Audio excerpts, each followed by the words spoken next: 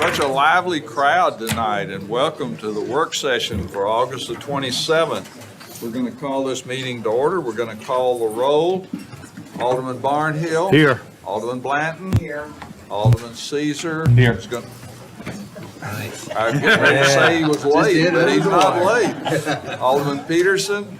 Here. Alderman Berger. She said she's going to be late. Vice Mayor Brown. Present. Alderman Potts. Present. Alderman Baggett, and the mayor is here. Present. A little prep. If you plan on speaking, now is the time to get your speaker card and fill it out, because I will not be accepting speaker cards at 10 minutes till 7. So FYI. So I assume that everybody is set that wants to speak, and we have no speaker cards for citizen comments on items not on the agenda. So we'll now go to item 1, which is the Sustainability Commission's annual report and also solar expansion recommendation. And Mayor, as they're coming up, we are going to ask to defer item 8 on the work session to your September 10th meeting. A couple of our key staff members are fallen ill, so they're not going to be able to present tonight. So if we could bump that in 2 weeks, that'd be great. Okay. Thank you, Mayor, and good evening, Alderman. I'd like to introduce the chairman of the Sustainability Commission, is Mike Cassidy. We appreciate the work that he's done to keep the commission effective and meeting regularly. He does a great job. Ron Merville is also with us today. He's in the front row. He's the chief engineer and president and owner of Energy Source Partners. So I wanted to recognize Mr. Merville. The current members, with Mike being the chair, Christina Christensen is our utility rep from Atmos Energy, and she has been a wonderful vice chair. Alderman Berger serves on the commission, and Eric McElroy is the Franklin Tomorrow representative. We also have Al Pramick, Anna Timmy, Brian Stone, John Brevard, and Keith Gordon. We have a very effective and friendly commission. So if you haven't been to a meeting before, we meet typically the second Friday at 8 a.m. We will provide coffee. We typically meet 8 to 9 times per year. Some of the current activities include conducting an annual litter survey. That's been one of the ongoing initiatives on the commission to kind of monitor litter citywide along our roadways. And we've worked closely with our streets department to very quickly respond to areas that we've had reports on or that have a lot of litter. So it's an effort that I'm proud that we've gotten way fewer complaints over the last year or two. So I think what we're doing is effective. Also, the Energy Efficiency and Conservation Block Grant, the city received $145,990 allocation, and that's going to be used for sports lighting upgrades at Liberty Park. Those lights should be procured and installed sometime in the November to February timeframe, in time for the next baseball season in 2025. The Commission's also been active in exploring an opportunity to expand the 200 kW solar array. And the Bee City USA initiative continues.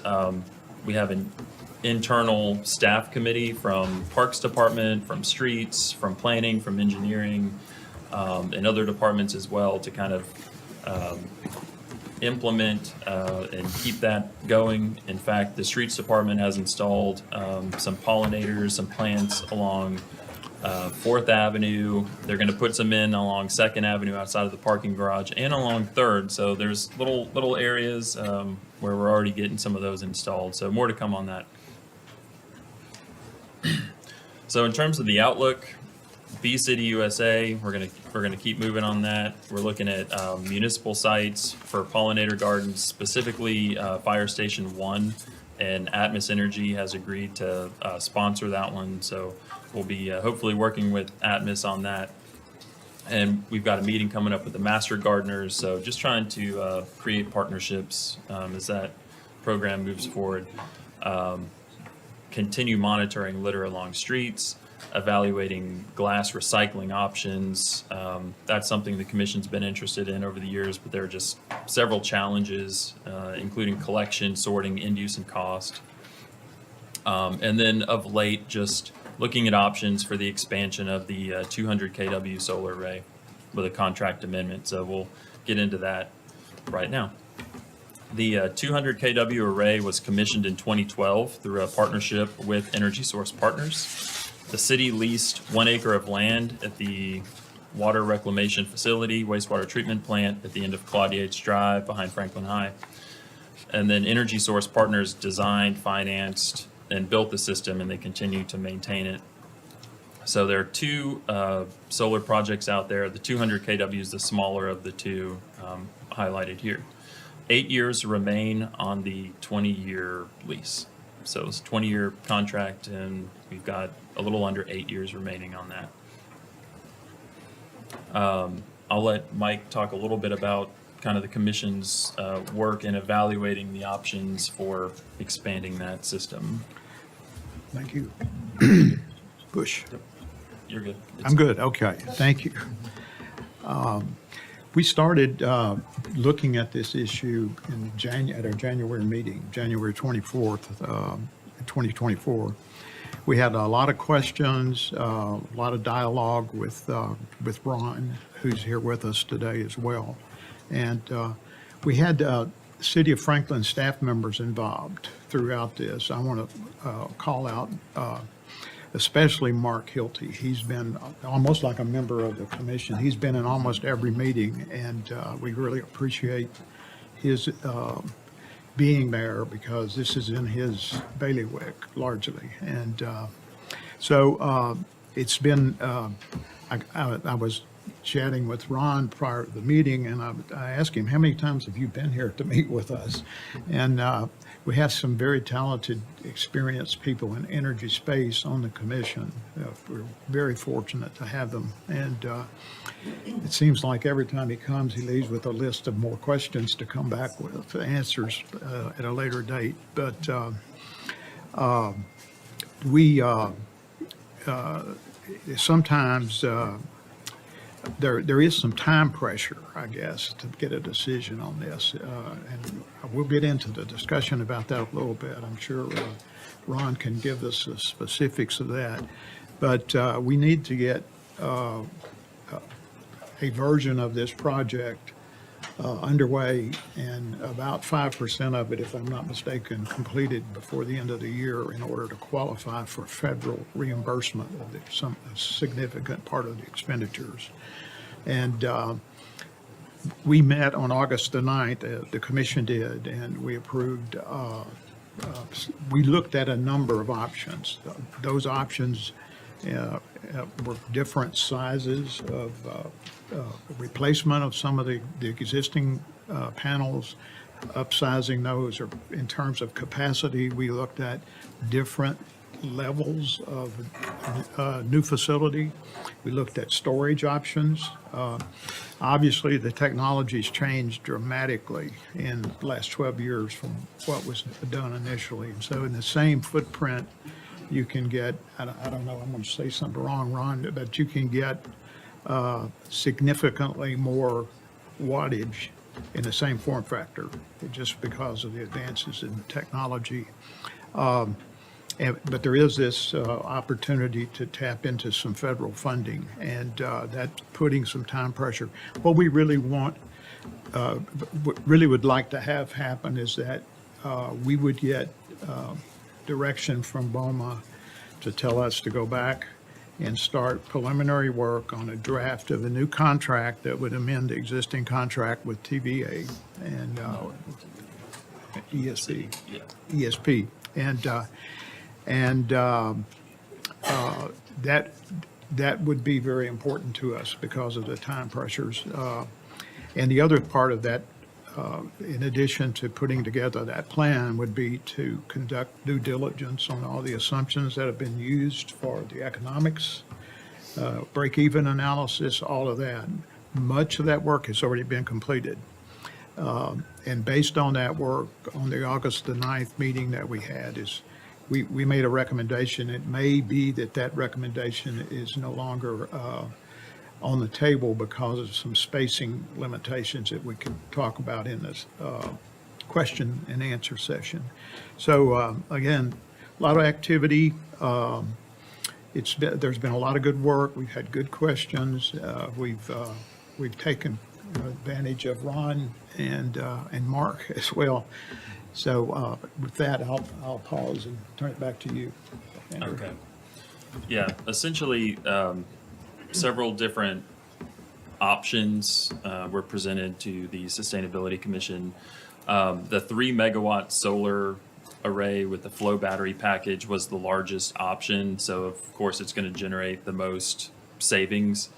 As we've gone out and we've staked the site and we've walked the site, it's probably going to take more than an additional 2.25 acres. It's going to take more than that. And there are more site constraints than Ron maybe anticipated from looking at it from the air and looking at it on a computer screen. So for other reasons, what we're kind of thinking maybe the direction is to maybe phase it over time to maybe up to 3 megawatts, but start with a smaller system that's maybe 1.4, 1.5 megawatts with battery, and see how that operates and get some data. And then in the future, we can come back and possibly expand it or add additional batteries if that was the will of the board. So it seems like that's kind of the direction things are trending. This arrangement, the contract would be very similar. The amendment, there would be some slight differences. Probably the most significant difference would be the power would be used on site versus sold back to the grid. So right now, with both of the solar projects, the power that's generated on site is sold to the grid and purchased by the Tennessee Valley Authority. So with the expansion, the idea would be to use the power on site and to go after the peak demand charges. A significant amount of the utility bill at the wastewater plant is derived from the peak demand charge. So with the batteries, we could reduce those charges to the city, and that's one of the goals of the project. I might ask Alderman Berger, since she sits on that, to maybe make a comment first, and I'll recognize the vice mayor after that. Or I can go straight to the vice mayor. Go ahead. A couple questions. I know the gas burn off that we're doing at the treatment plant is also going to be powering a lot of the plant. So we need enough power to do both of these two things combined. So there still would not be any sell off. You're going to eat up all that power at the plant. First question. I believe so. The CHP, I don't think is online quite yet. I think we're anticipating that to come online very soon. So we'll know soon exactly what that What that'll consumption is. The 3 megawatt was projected to consume, would offset about half of the usage out there. So if we scale under and start with, 1.5 or 1.4, then yeah, we'll still be buying from the grid. And then other than, the land, which this is a perfect place for this kind of a thing to exist anyway, what else is required of the city on top of providing the space for this? And then I guess an add-on question to that is, what's the end goal? Because what is shrinking the plan down to a 1.4? Like, what's the end goal ultimately? Does that accomplish still what we want to try to accomplish out of the project? Or does it make sense to shrink or continue to try to do more? Yeah, I think it does, especially with the flow batteries and seeing how that impacts our costs at the plant and how much we're able to reduce and offset, and then possibly in the future, like adding additional batteries, or maybe we don't need additional batteries. So I think, starting a little smaller and then phasing it in will, give us the information we need going forward. In terms of the city's participation, the land is, yes. And then on the accounting and financing side, we would not be processing payments from TVA, but there would be a financing component to this with our finance office. I've got Alderman Caesar, and then I'll go to Alderman Baggett. Thanks for putting this together. Interesting for sure. The most concerning piece to me and immediately is the federal funding, which I assume offsets some of the capital that we would have to put into building this. You mentioned 5%. Is that 5% of the project needs to be operational? 5% of the project needs to be built? 5% of the project needs to be So leased? the city would not be putting forth any money into this. So it would be privately financed. Under the IRA, the federal legislation, Ron does believe that 5% of the project needs to be complete by the end of the calendar year. Now, sometimes those dates can get extended, but that's what it is right now. I would just say kind of generally, I don't love the city being in the electricity generation business. Are there concerns there? You're in it now. You already have two Well, solar fields, and this offsets the demand that we put on the system itself. So it should save ratepayers money because it will reduce our demand and what we buy from the grid. So it really expands what we're already doing. It's no longer selling it back to TVA. We are taking it and offsetting our own usage. So I believe that's more positive for us I think over that's the what I long meant haul. earlier, is I don't So, love the yeah. idea of us making it and selling it to TVA for them to wholesale it again. Yeah, that had been the previous structure. This gets into more of a direct use, and ultimately that had been our plan as the lease expired, that would become an energy source for us. So this really helps us get there sooner with a larger facility that can take more of the burden off of our plant in terms of what it demands and those costs to our ratepayers. And I guess the final question I have is I don't understand what, other than not having to secure as much land, what would be the benefit of a staged approach? Probably the completing 5% of the project by the end of the year. So 5% of a 3-acre project is more than Yeah. of a half-acre, or 1.5 acre. That's project. part of it, and then just what the departments and the city's tolerance is for tying up additional land for a 20-year period.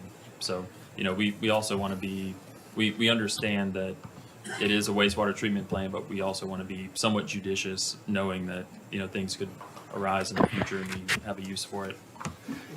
Alderman Baggett. I think this is, so that you answered one of the questions, which was, there is no capital requirement from the city.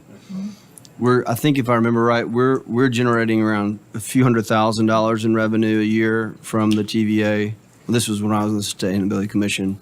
So I don't know, do you know the revenue we generate from This as it is presently in the current contract? this 200 kW array. Yes. I want to say the 100, city's share of the revenue is about 150,000 150. since over the life of the project. and we split it with the, I And know we, that- That would be our share. got That you. share, the way it's structured now, that share evolves over time. We get a greater share the longer the Longer. lease goes. So we have So- an 80% share of the revenue, and then Energy Source Partners has the 20% as it is today.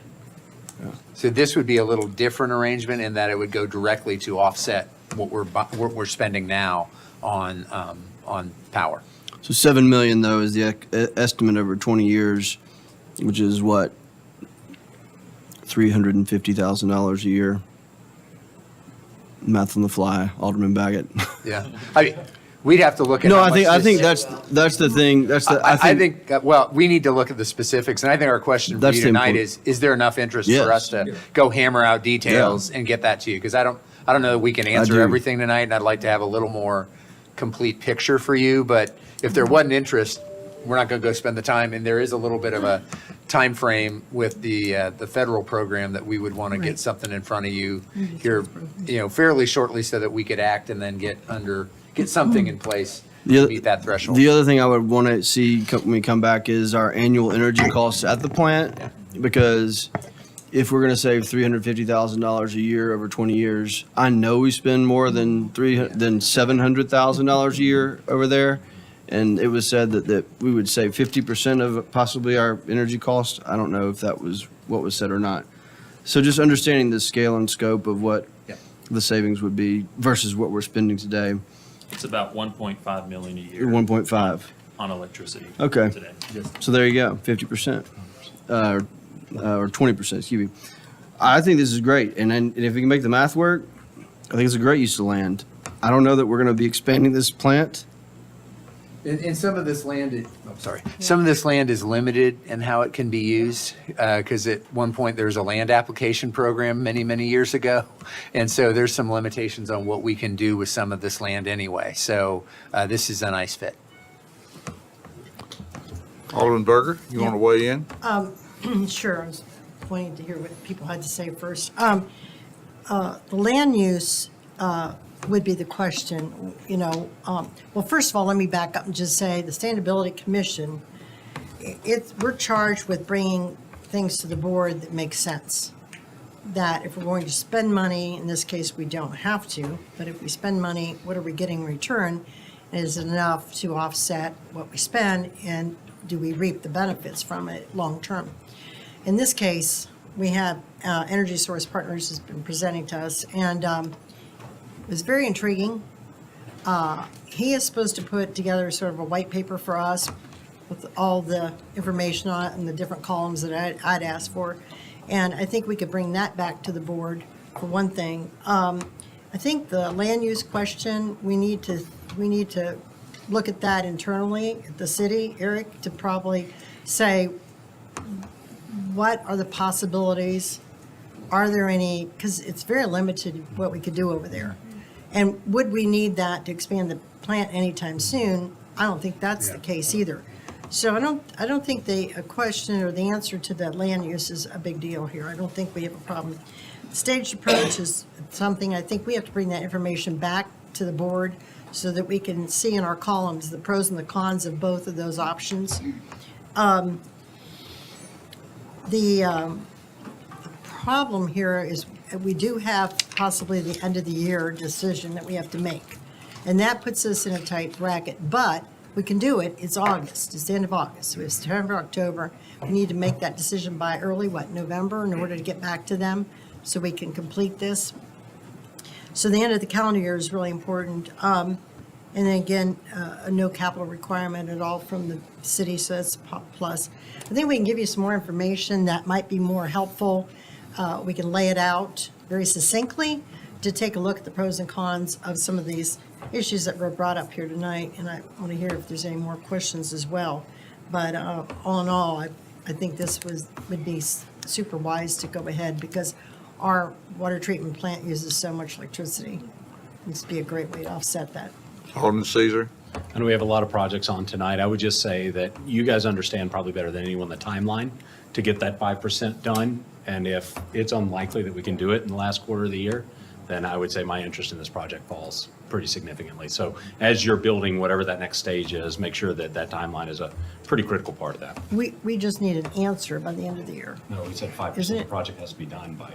Yeah, they, Do we have to complete the 5%? You have to start the project, Yeah, it doesn't have to be completed. It has to begin. 5%. 5% has to be completed. Completed? That's my understanding, right? Is it? I didn't know it was 5%. yeah, and I don't know the particulars of how they that's- define completed, but you've got, the project needs to be started. Started, By the end of the year. but I didn't think it. To hit whatever the definition of their 5%. I didn't remember seeing 5% completed, so we need, let's look at that. Okay. Well, just a reminder that I think the largest user of power in the city of Franklin's power bill is the wastewater plant. And through the years, we've done a number of things to try to reduce that cost. One was some tweaks to some of the motors, which saved us about $250,000 a year. The solar fields have been helping reduce our cost as far as energy. So I think we'd love to see this explored and see if we can move forward.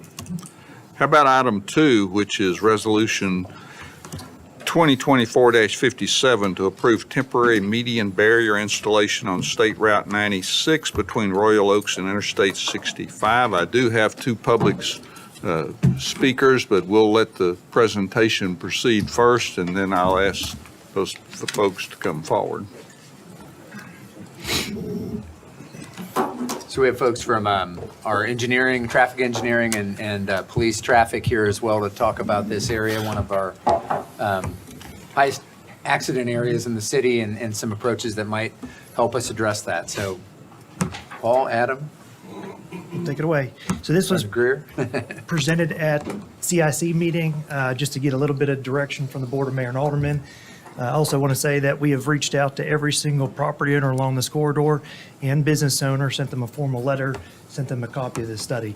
But and it also went through additional public engagement back during Vintage Franklin Development Plan. And so just a little bit of the history is, back in 2020, as that development project was proposed, they did a safety study along 96, and where the crash rate was over 3 times the statewide average, the developer ultimately proposed to put a concrete median from I-65 interchange all the way to Royal Oaks, essentially, is what they proposed. So we've been talking with TDOT about it. That development hasn't progressed forward. I'm not exactly sure what their timetable is to actually go to construction. So TDOT studied it again, and they had a repaving project that came up, and what they decided to do was to paint a bigger stripe there to try to deter people from crossing over. It's had absolutely no effect. I can tell you that when we studied it in 2024, we actually found out that the accidents have increased. And so there's 2 proposed options. Well, there's 3 options. One, you could do nothing. 2, TDOT has agreed to give us almost like a temporary median barrier, which we can show you. It's not the most attractive thing, but they would give it to us for free, and we could do the install ourselves or work with our annual contractor. And the third option is we were asked to look into the potential of a concrete median, which is around $400,000. So I'm going to turn it over to Adam for the data, and then we'll take questions. Yeah, so, excuse me. You turned on, Adam. Am I not on? Yeah, thanks. Yep. So this section of roadway is the highest crash rate, as Paul said, in our city. It has been for some number of years. It is approximately almost 5 times the statewide average for this type of section road, an urban multi-lane road. So it's that's what that AS ratio is, at 4.62, which is the rate to the statewide average, so almost 5 times there.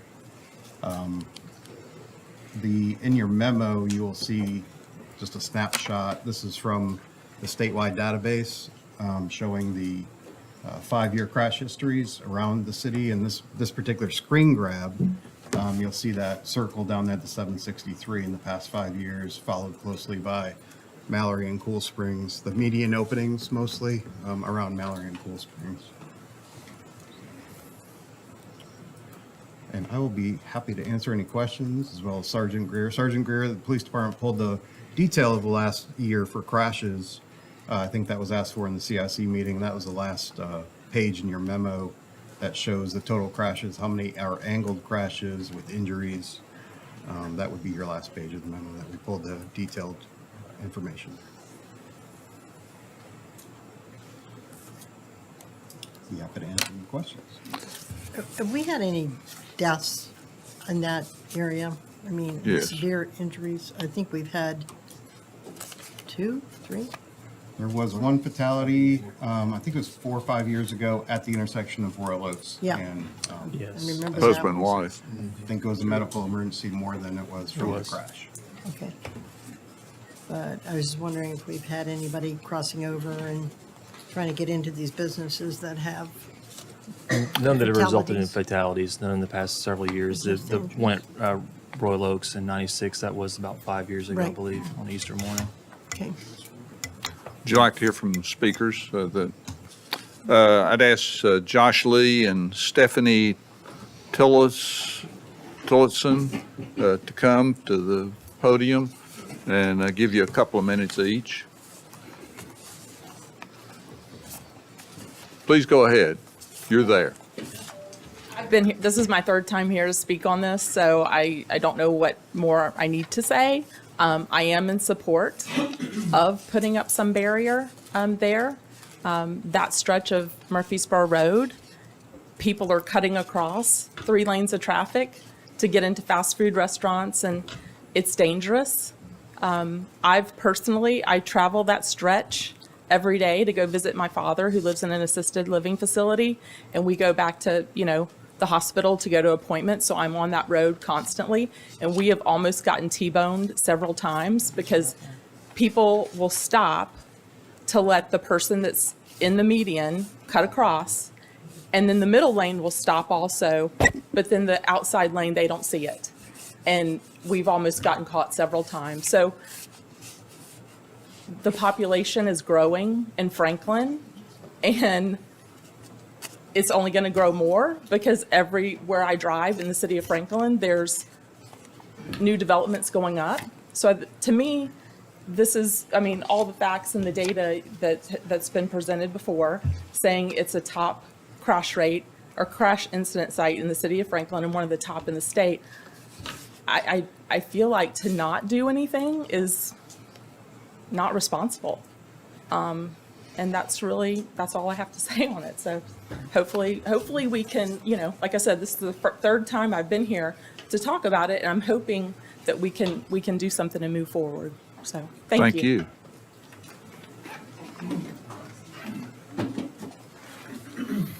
Good evening. Good to see you all again. Josh Lee with Thompson Burton Law Firm. I'm here with Mr. Nish Jabalia as well, the owner of the Best Western that's located through this stretch. As mentioned, we did receive notice of the proposed median here, so we came to express some views related to that. Mr. Jabalia has been operating that facility since 2003, over 21 years, several $1 million of improvements there. I'm going to say a few words about the Best Western. I agree with what the lady just said, but for us, if we put the median or something, no doubt our guests do come from the backside, but a lot of the people do cut it out. In the evening time, I understand it is very crowded, and in the morning time it is crowded, but in the afternoon it makes it very easy. Customer does not realize it when they are making the left turn that this is the only entrance they have to come to our property. And there are Waffle House and the Shell gas station. If we put the median right over there, I think so we all will be basically crushed for not having any traffic coming into the properties unless or until they go to a signal light out to make a U-turn and come back again. We can come up with a solution. I'm all for it. If the best solution come out where the businesses are not getting hurt due to putting the median over there, I will leave it up to all of you guys to come up with a better solution along with the Tennessee Department of Transportation and see what they can suggest. So we've submitted a letter with a few suggested revisions, possibilities.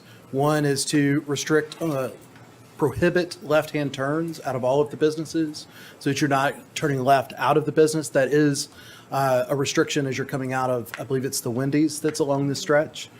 So one possibility is for all the businesses to be required to restrict those left-hand movements. And the other possibilities would be to have a median cutout right there in front of the Best Western as it's coming through. You're coming off the interstate. It's the primary access. The signage is right there. And then lastly, we'd just like to talk with the city, if this is something that needs to be put in place, about some regulatory flexibility, maybe some higher signs, monument signs at the intersection that would allow for customers to see and guests to see exactly how to get into these businesses if that left-hand signal is the left-hand turn lane is restricted. But it's glad to know which city staff are involved, and we'd love to talk with you more. I know it's not on the final agenda for this evening for you all to consider, but wanted to bring that to you all and work with the city further. Thank you. Thank you. Comments from the board? I just had an interesting situation in Marietta, Georgia, a couple weeks ago, getting off I-75 onto Delk Road, just north of Atlanta, and I was looking for my hotel, and as I got off of the interstate and got onto Delk Road going east, I couldn't get over to my hotel. Same situation here. I couldn't get over because they had put up a barrier, but they had a sign that said, a larger sign that I could see the hotel. So we just went down till we found another acceptable turn, turned around and came back up to the hotel. But they only let a right-hand turn out of the hotel as well, but could not identical to the situation where it could not turn left into it because of the same kind of situation that we have here with the traffic, and they had about at least 8 lanes. So I noticed that when I was there, and I thought, this is sort of similar. I'd like to hear from the board, find out what everyone's thoughts are on this, because this is Jason, your ward, my ward. And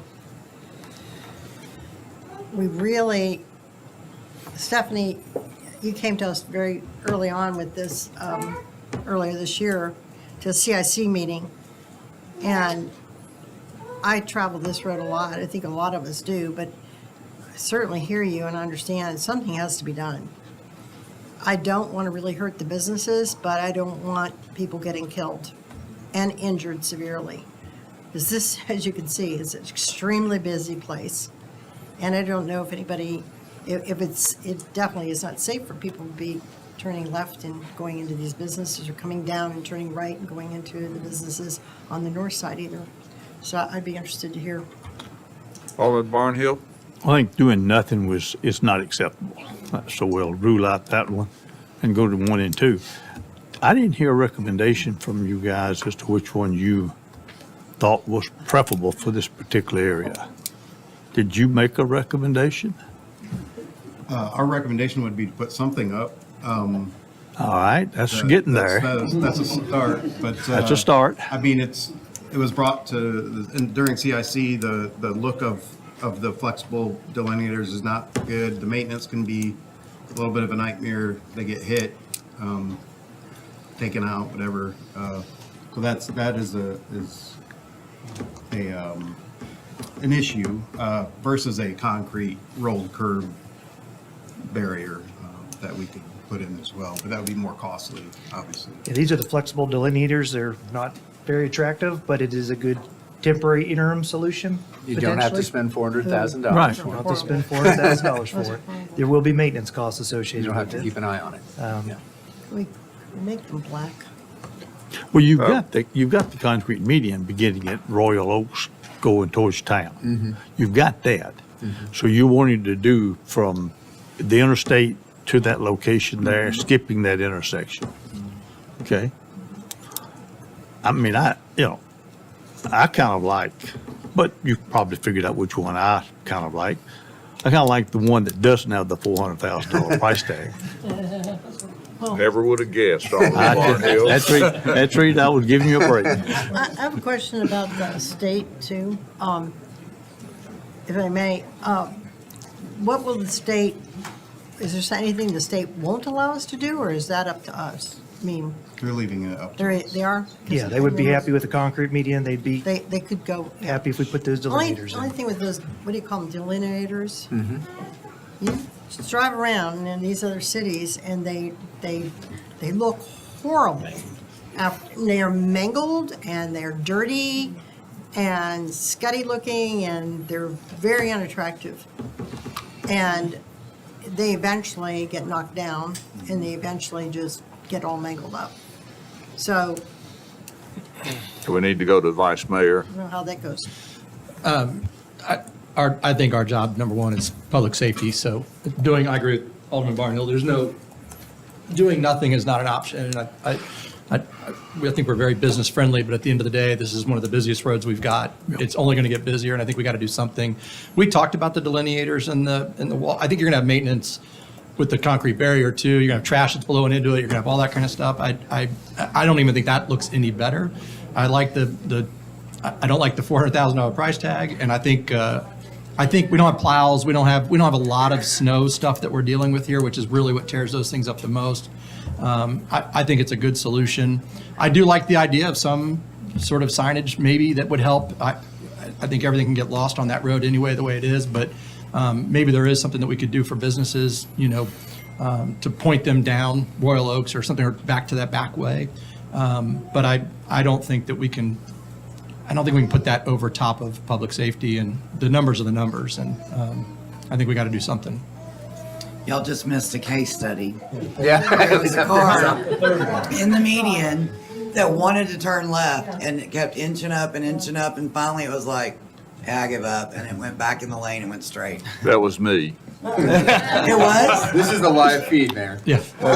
I spent 70-plus days, my wife and I did. Oh, you did? In the Candlewood Suites. Yes, sir. And I finally just figured the best way to get in was drive down to the hospital and make a U-turn and come back. It's just too dangerous to try to cross. I'm sorry, but if you go to lunch at Arby's, yes, I get to go to lunch at Arby's. If you go to lunch at Arby's, you're going down to the home store to turn around. You're not Right. turning left to come back downtown out of Arby's. It just doesn't exist. Alderman Caesar and then Alderman Potts. A lot has been said. I think it's clear, and we've seen that was the third car, because I was watching, that's attempted two successfully, one gave up, that the current bigger barrier's not doing its job. I think my question is, if we get the no-cost delineators and and they're installed, is the install cost tens of thousands of dollars, or is the install cost, because it's not zero, right? It's not going to be much. Yeah, we can do it ourselves more than likely. How long would it take, and this is a state road, who would install a median here? Would it be the state of Tennessee, or would it be the city of Franklin? It'll be the City would do it. Our city, we would go through our concrete on-call contract and have them do it. So we would have our contractor do it at our expense. The same thing with the delineators. We'd put that up. Either way is going to be a maintenance responsibility Sure, of our team. I'm more concerned about how long from when we say we're going to build a barrier here till when the barrier actually gets built. State of Tennessee's not been overly quick Yeah. to install these, and we haven't necessarily been overly quick, and I think these delineators could be installed faster than a curve. We could do this pretty quickly. Yeah. Out of an abundance of caution and public safety, I think it's important that staff does work with the business owners along there, because you can't deny that they're going to feel some pressure from this, and we need to, whether it's signage or other creative ways to instruct the community how to get to that building that you want to get to. But I think the fastest way for us to put a delineator up there is, or some way that defines east and west traffic is better. There's a car right now. I hope it doesn't get hit. And we often talk about, and I'm glad this is happening right now. We often talk about the traffic problems on 96. How many of the traffic problems on 96 could potentially be alleviated by eliminating the ability for a car to close a lane? And so I would say the faster we can get something up with a longer term plan of putting something more aesthetic is where I would be. All right, Alderman Potts. Thank you, sir. Yeah, Alderman Berger, By the way, just a reminder, we're on item 2, and 45 minutes have gone by, so I appreciate, subtle reminder. appreciate that for all of us.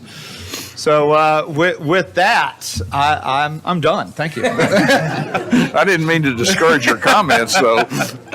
No, what I do want to know is I'm not a fan of the delineators, and if we do go that route, I want to know if the state's going to continue to give us all the replacements that we will need moving forward, and what the maintenance plan would be for that if we had to go that route.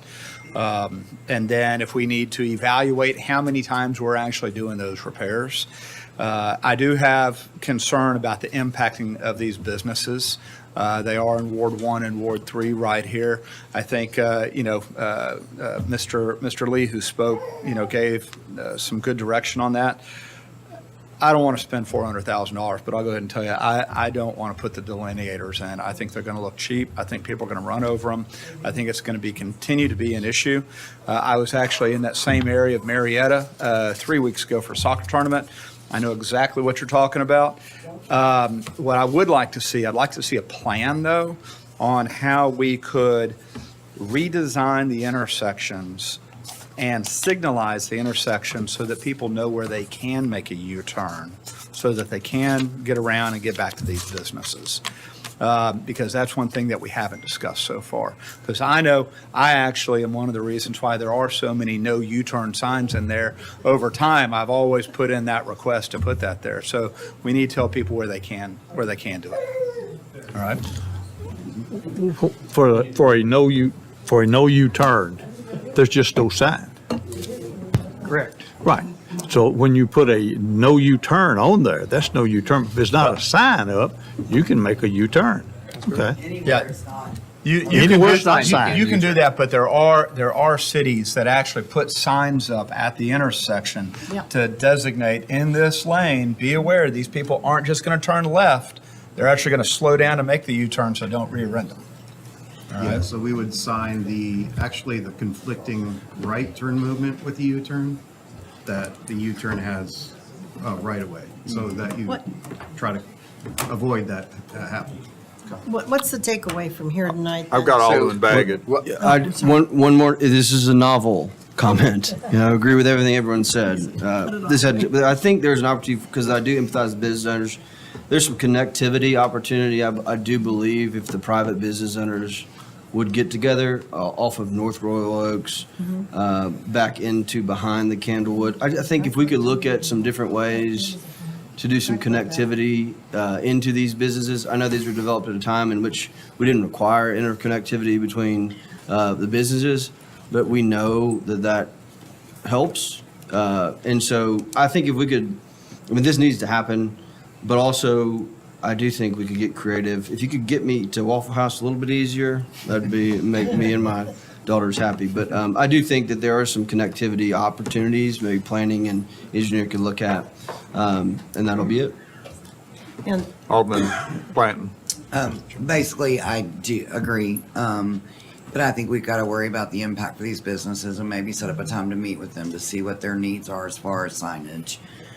As I understand, you were looking for larger signage or maybe something that could be elevated and maybe probably against our existing code. So I think we've got to be able to give grace for the businesses who've been established in order to provide public safety. So it sounds like you want to do this. Sounds like we're mixed on curb versus delineator. You'll get to vote on this in 2 weeks. So I think that's your homework assignment. Curb or delineators? Delineator. And we can work on the connectivity issues and some of the other issues are other elements. We can continue to look at those, but we really need this direction so we can move forward with one Well- path or the other. If we did the concrete barrier, number one, if we put the delineators up and decided 3-4 years that we had to change Sure. over, then it's going to be much more expensive in 3 and 4 years from now. So do we do it today and not realize that cost 3 years from now, or 4 years, or 5 years from now? The other thing is, beyond the Best Western, we should work with the people back there, because there is an entrance to the Best Western in the back past Starbucks.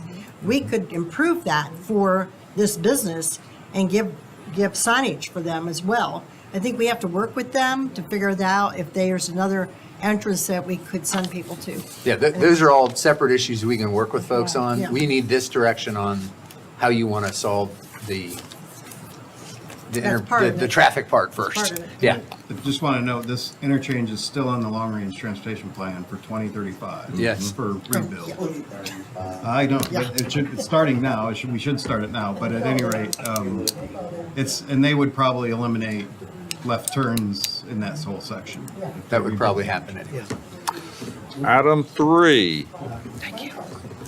Discussion concerning the Franklin Ridge Development Project and connectivity associated with Jordan Road. Okay. Mr. Holden, you're going to stay up here, it looks like. Stay up here. All right, I'm going to do the best I can explaining this, and Greg's here to back me up and help me. So the Franklin Ridge subdivision came through with a preliminary plat in March of 2024. And essentially, what it proposed was to meet our requirements, connectivity in this area.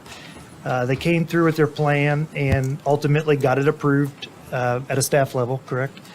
And so Alderman Berger, I know, hosted some neighborhood meetings, and Greg also hosted some neighborhood meetings, and they did some polling of the residents to try to determine what they wanted. And so there's really 2 options. The option that's approved today, we'll call it option A, doesn't cost the city any money at all. Option B provides enhanced connectivity, but the developer at this point has estimated that cost to be an additional $416,000 that we would need to sit, if you chose that option. We would need to sit down and vet that price, but there is a willingness on the development team's part to try to implement the wishes of the Board of Mayor and Aldermen and the residents. And so this is the first option, and what you see in red up here is what we abandoned, and what you see in yellow would just become a fire entrance, and essentially Jordan Road would be cul-de-sac here, cutting off one of the subdivisions. Can you tell them that that's Mac Hatcher over there, in case Yep. anybody doesn't know? And this is Mac Hatcher here. And so then the option that would cost additional money, if the board wanted to pursue it, would be to provide full connectivity from essentially this intersection here all the way down to Liberty Pike. And Greg can add on as needed. I will. This property is associated with an R2 subdivision. The preliminary plat is approved through the Planning Commission.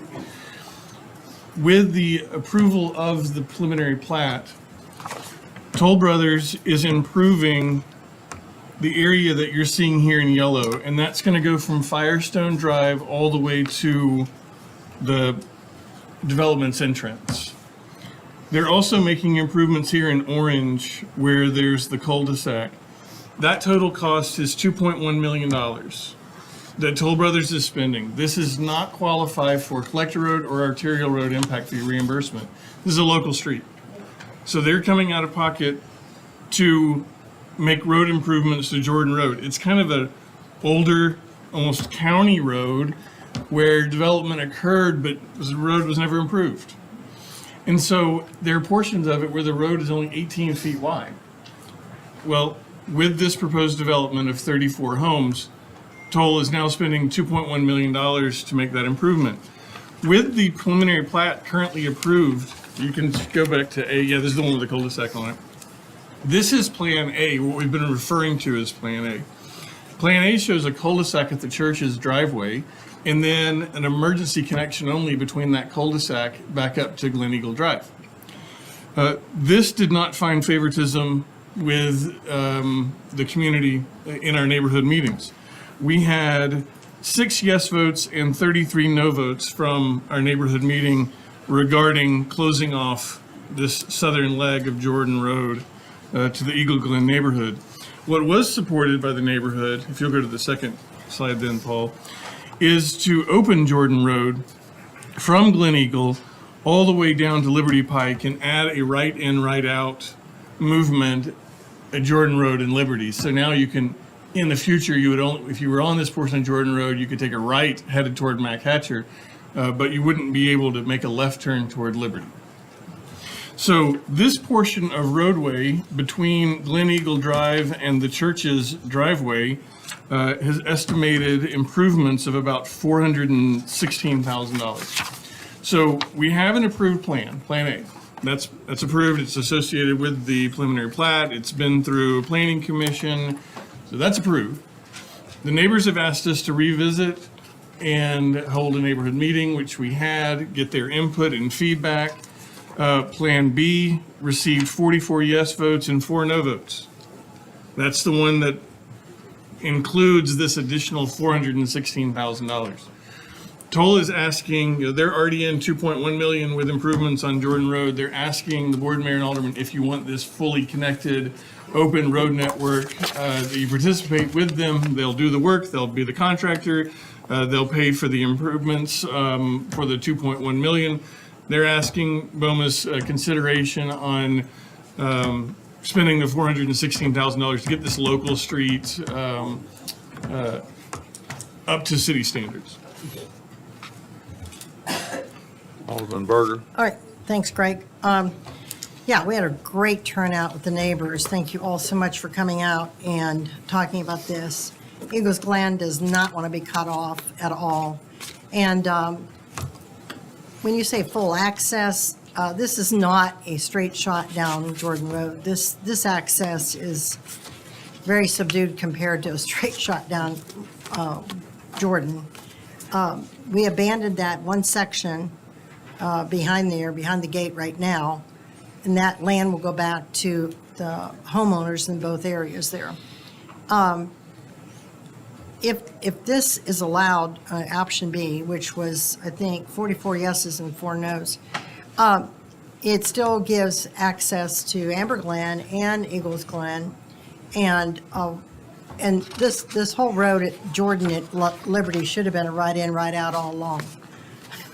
We should have been doing that a long time ago. So they're all good with that because a lot of them take their kids to school and want to take that right and have access to it.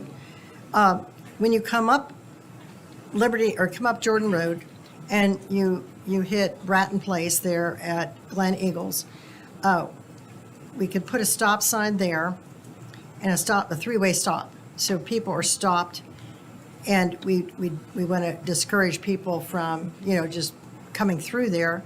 And so if we put stops there, and then we go on up to Glen Eagles, past the church, and had a three-way stop there as well, you would actually have to weave yourself up through Jordan Road, through neighborhoods and everything to get back out on Jordan Road to get even over to McEwen. That would be probably helpful to the neighbors that live there, but it wouldn't be an access point generally for people because it's not a straight shot. You'd have to weave yourself around. It would be 25 miles an hour, and we'd have stop signs as well. So I think they were comfortable with that, and in the future, there were other ways to mitigate traffic or to mitigate disruptions if there were in the future.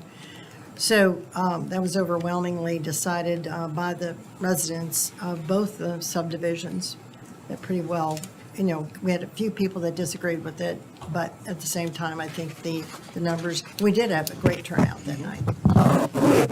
So I think, and we also have, the other thing is, Plan A does not support our connectivity policy whatsoever.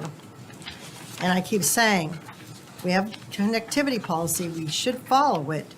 Once in a great while, there's something that impedes following it, but we are very readily willing sometimes to not follow our policy. And this gives us an option to follow that policy and yet not make a huge impact in this area. So I would agree with the residents on that. I think the option B was to everyone's liking and the church and everyone else. Alderman Blanton. I have a question. On option B, does that negate the Jordan Road, making it like a walking path? What's the word I'm looking for? Yes. Does it negate the abandonment of that road? Sorry. Say who you are, please. My name is Mike Burton. I work for Toll Brothers. Thank you guys for having us here this evening. The answer to your question is no. That right-of-way abandonment would still occur, and the new road would, we'll call it New Jordan Road, would route through the proposed subdivision. Okay. I couldn't tell from the map, but I was trying to make sure. Alderman Baggett. How many houses? Oh, sorry. Go ahead. I'm sorry. Well, no, I stopped, but I would probably, that's not really an answer. It saddened me when we closed Jordan Road to begin with, just because it was a childhood road and it was the only way to get back that way for many, many years. I'm not, and with, the development that's gone on there, I leaned over to Matt, I feel like it's a $400,000 kind of night tonight, but I think that if there's a way for us to make this amenable to all those neighbors, I know that it was one of those situations where everybody was informed, but then wasn't, and so knowing that you had this kind of outcry and input, I would support being able to go to option B, which was favored by the neighbors. We got to get it right, and it's a different kind of public safety, but trying to get out, I live on the other end of Liberty Pike where they're giving me a roundabout, yeehaw. So it can be a little bit difficult there, and I know it's going to increase your cut through, not by as much as it could, I will say, but I would support Plan B. Alderman Baggett. I'm trying to understand what just succinctly what the benefit is, what the resident benefit is here, because the Glen Eagle goes all the way down to Liberty. Eagles Glen goes to Liberty Pike. Bradley Place, more access, I guess I'm trying to understand where the more access is coming from by moving it up. Right now, residents of Glen Eagle have the opportunity to exit out onto Jordan Road, turn left, and then turn right from Jordan Road onto Liberty Pike to turn right on MacHatcher. So that's a quick movement for a lot of the residents who live on this northern area here. In Plan A, the proposal was to cut off this purple section that's shown on this front map. That would allow them access up to McEwen through the new neighborhood, but it would cut off that portion of Jordan Road that they use today. And they believe that they would continue to use Jordan Road if it were open to their neighborhood, and it would be their preference to have a connection to Jordan Road to Liberty Pike from their neighborhood if we turn that into a right-in, right-out from at Jordan and Liberty Pike. And we were going to close Jordan Road off for any traffic, correct? Plan A was to cul-de-sac it at the church. yeah. They won't be able to access it. So everything from,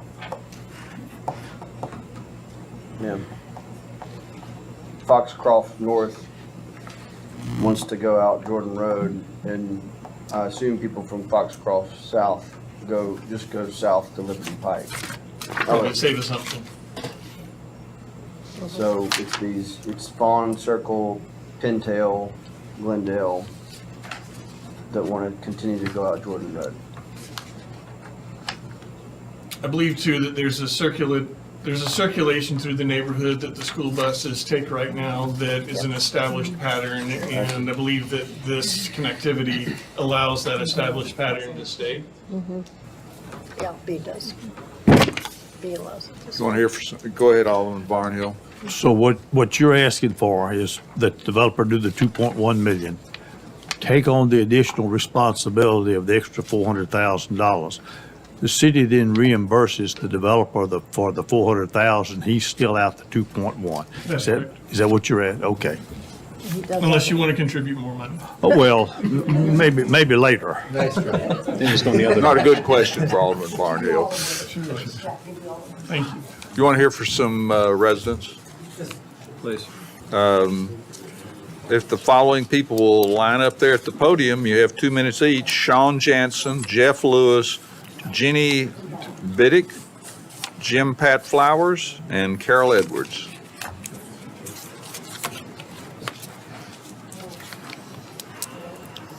Hello.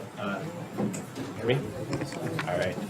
Yeah, thank you for allowing us to come speak today on this. I'm not going to repeat what was said. I agree with Bev's sentiments. I felt like she represented our concerns well. I live in Eagles Glen, and I have 4 young kids, 3 to 11, and they play kind of on. There's a little cul-de-sac just off Eagles Glen that they play on all the time, and we tell them to stay off the main road. But as you know, with kids, sometimes the ball goes out or something like that, and they run out, and there's a concern there. So the concern that I have, and that a lot of people in Eagles Glen have, is that if the Plan A, if Jordan Road is cut off there, which is currently open, then all the traffic from the new development and the traffic that currently goes out Jordan Road is all going to be routed through Eagles Glen, past a lot of our houses, where a lot of our kids play. It's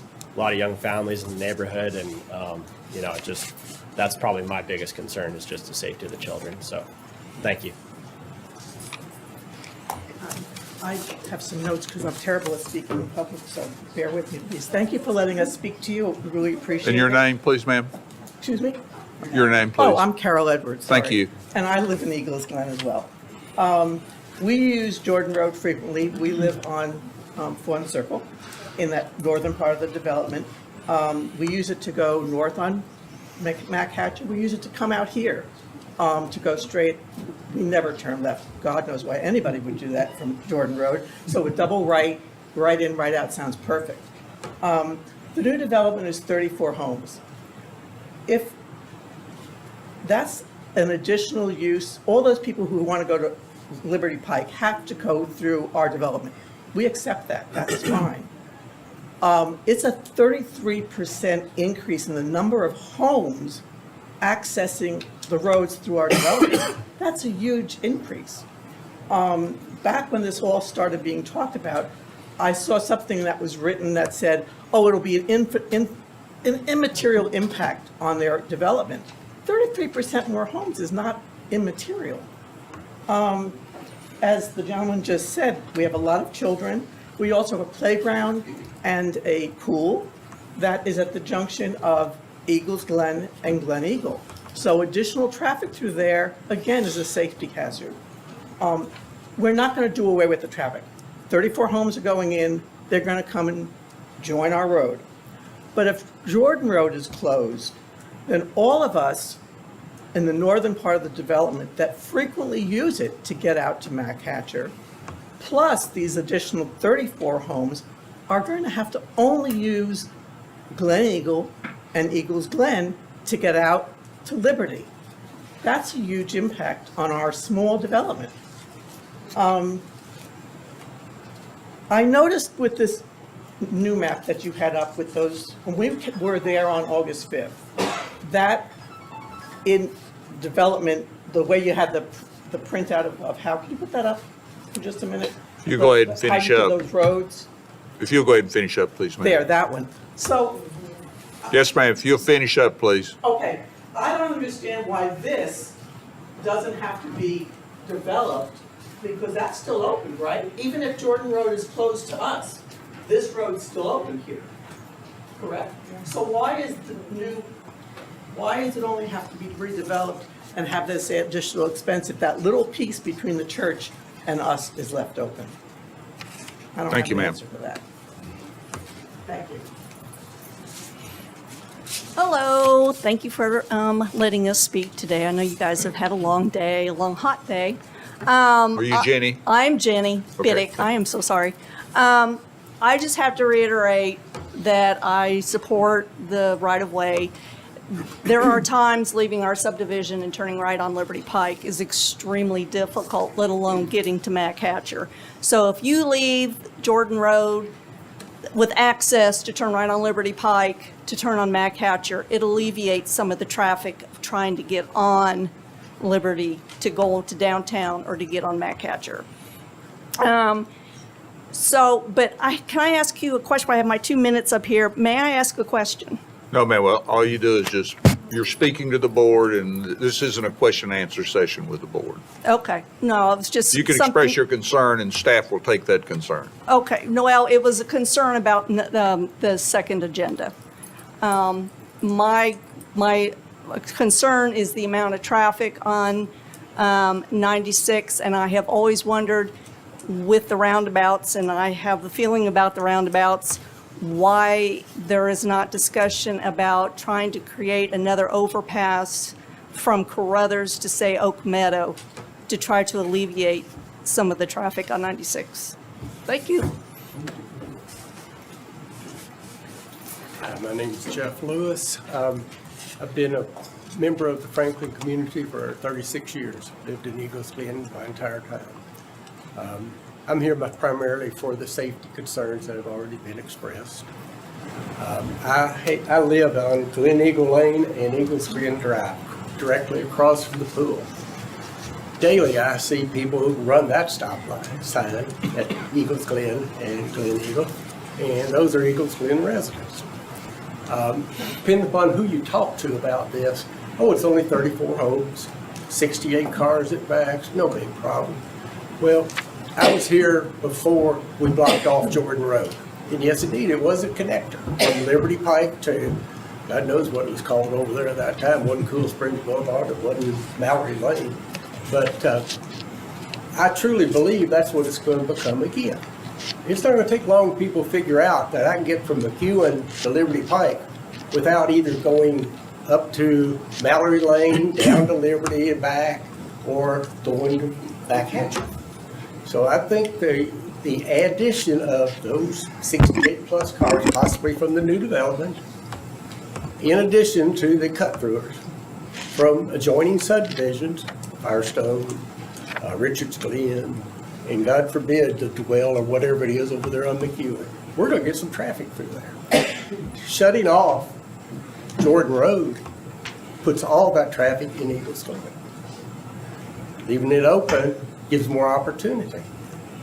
Coming from the other direction also is, guess what? If I need to go to the airport and need to get to McEwen and get on the interstate, I'll be the first to admit, I'll probably go up through the new subdivision, hit McEwen and out, rather than trying to, number one, risking my life turning left onto Liberty Pike. I mean, I could just see the cars backed up. If I had a young child, I'd set up a Kool-Aid stand in my yard, waiting to get out if we don't keep. If you'll finish up, please, sir. Yes, sir, I will.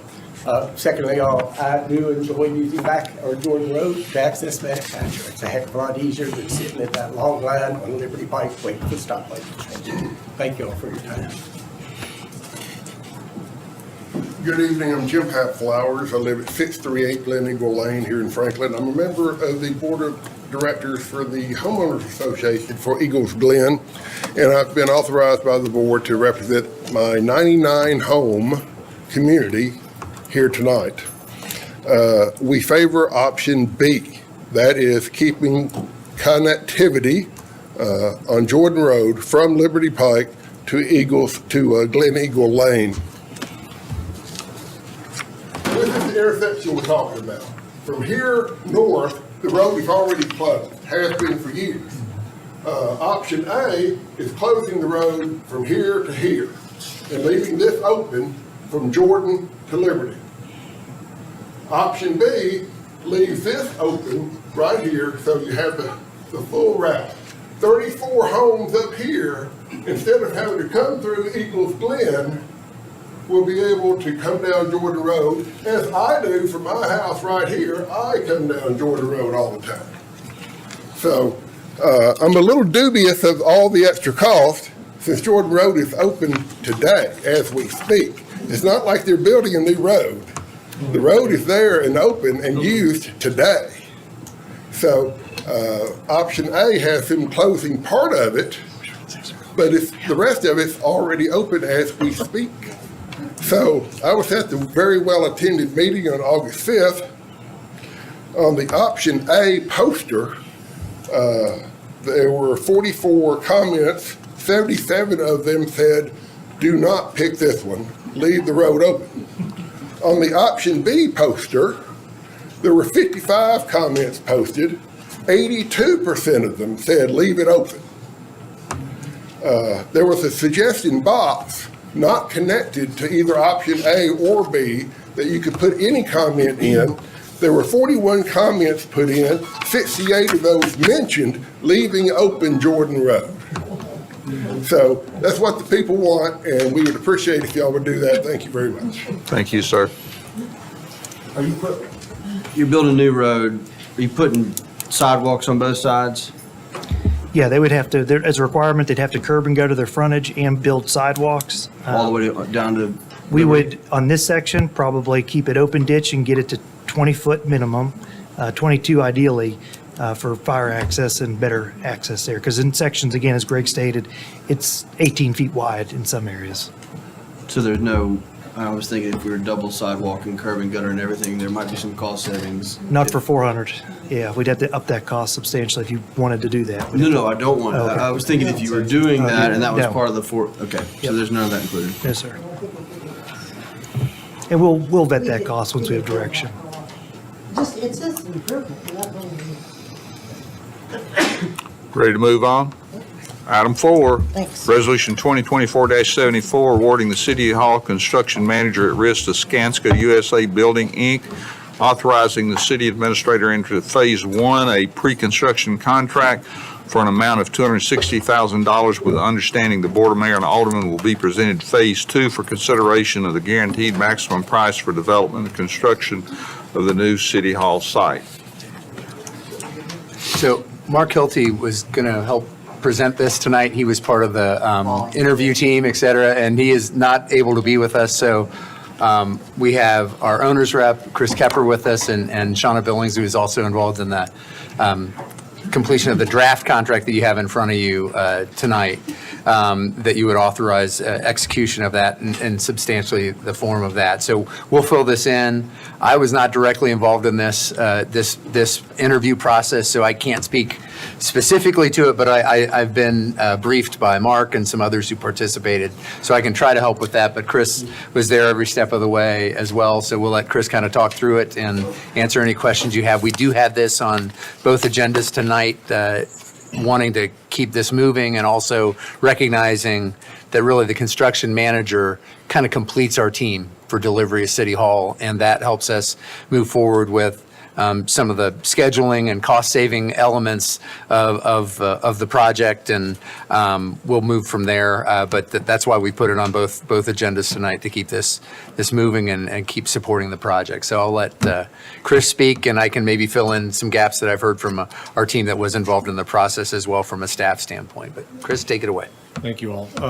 Good evening. And we started with 10 firms, narrowed it down based on independent scoring. So our committee, each individually without any communication between one another, scored each firm, narrowed it down to the closest group of scoring out of the 10, which came to 4 firms, and elected to interview those top 4 firms.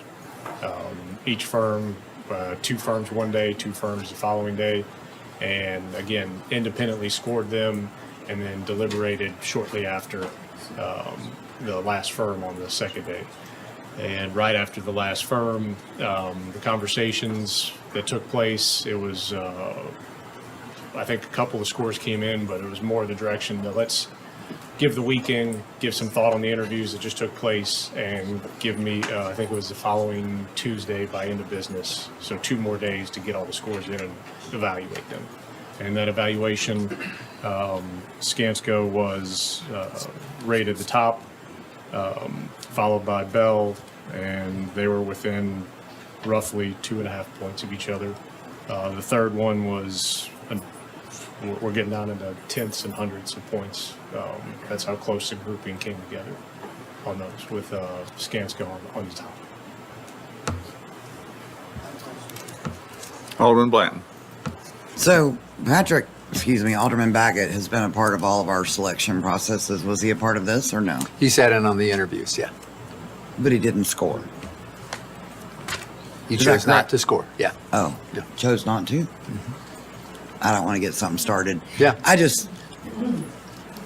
was just curious if our voice or our representative was a part of the selection. So heard but didn't vote. Yeah, and that wasn't an exclusion, that's the choice that was made, just to be clear. Yeah, so. Yeah, right. I mean, yeah, that's. I observed, participated in the conversations as Chris said. Did not score. Would have wanted to score. Asked to be included in this. Wasn't. And with no pushback, so that's good. And I'm glad I was there. I learned a lot. I mean, we're on a great path. That's all. I mean, yes. So I did not score. That's all I'm going to say right now. So I would just say, from a level of comfort for me, we have somebody at the table, whether he decides to or not. Next time you need to vote. Because if we want you there to be our eyes and ears, then it defeats the purpose for you not to give us an opinion. Because I would value your opinion, but I feel like you, and I'm not ridiculing you, but I'm just saying, if all of this process was having you be our dude, I need you to be my dude because I wasn't there and I trust you. So next time, for whatever reason, please be my dude. That's not a criticism. And I would agree. And if I could go back and do it, would definitely have scored.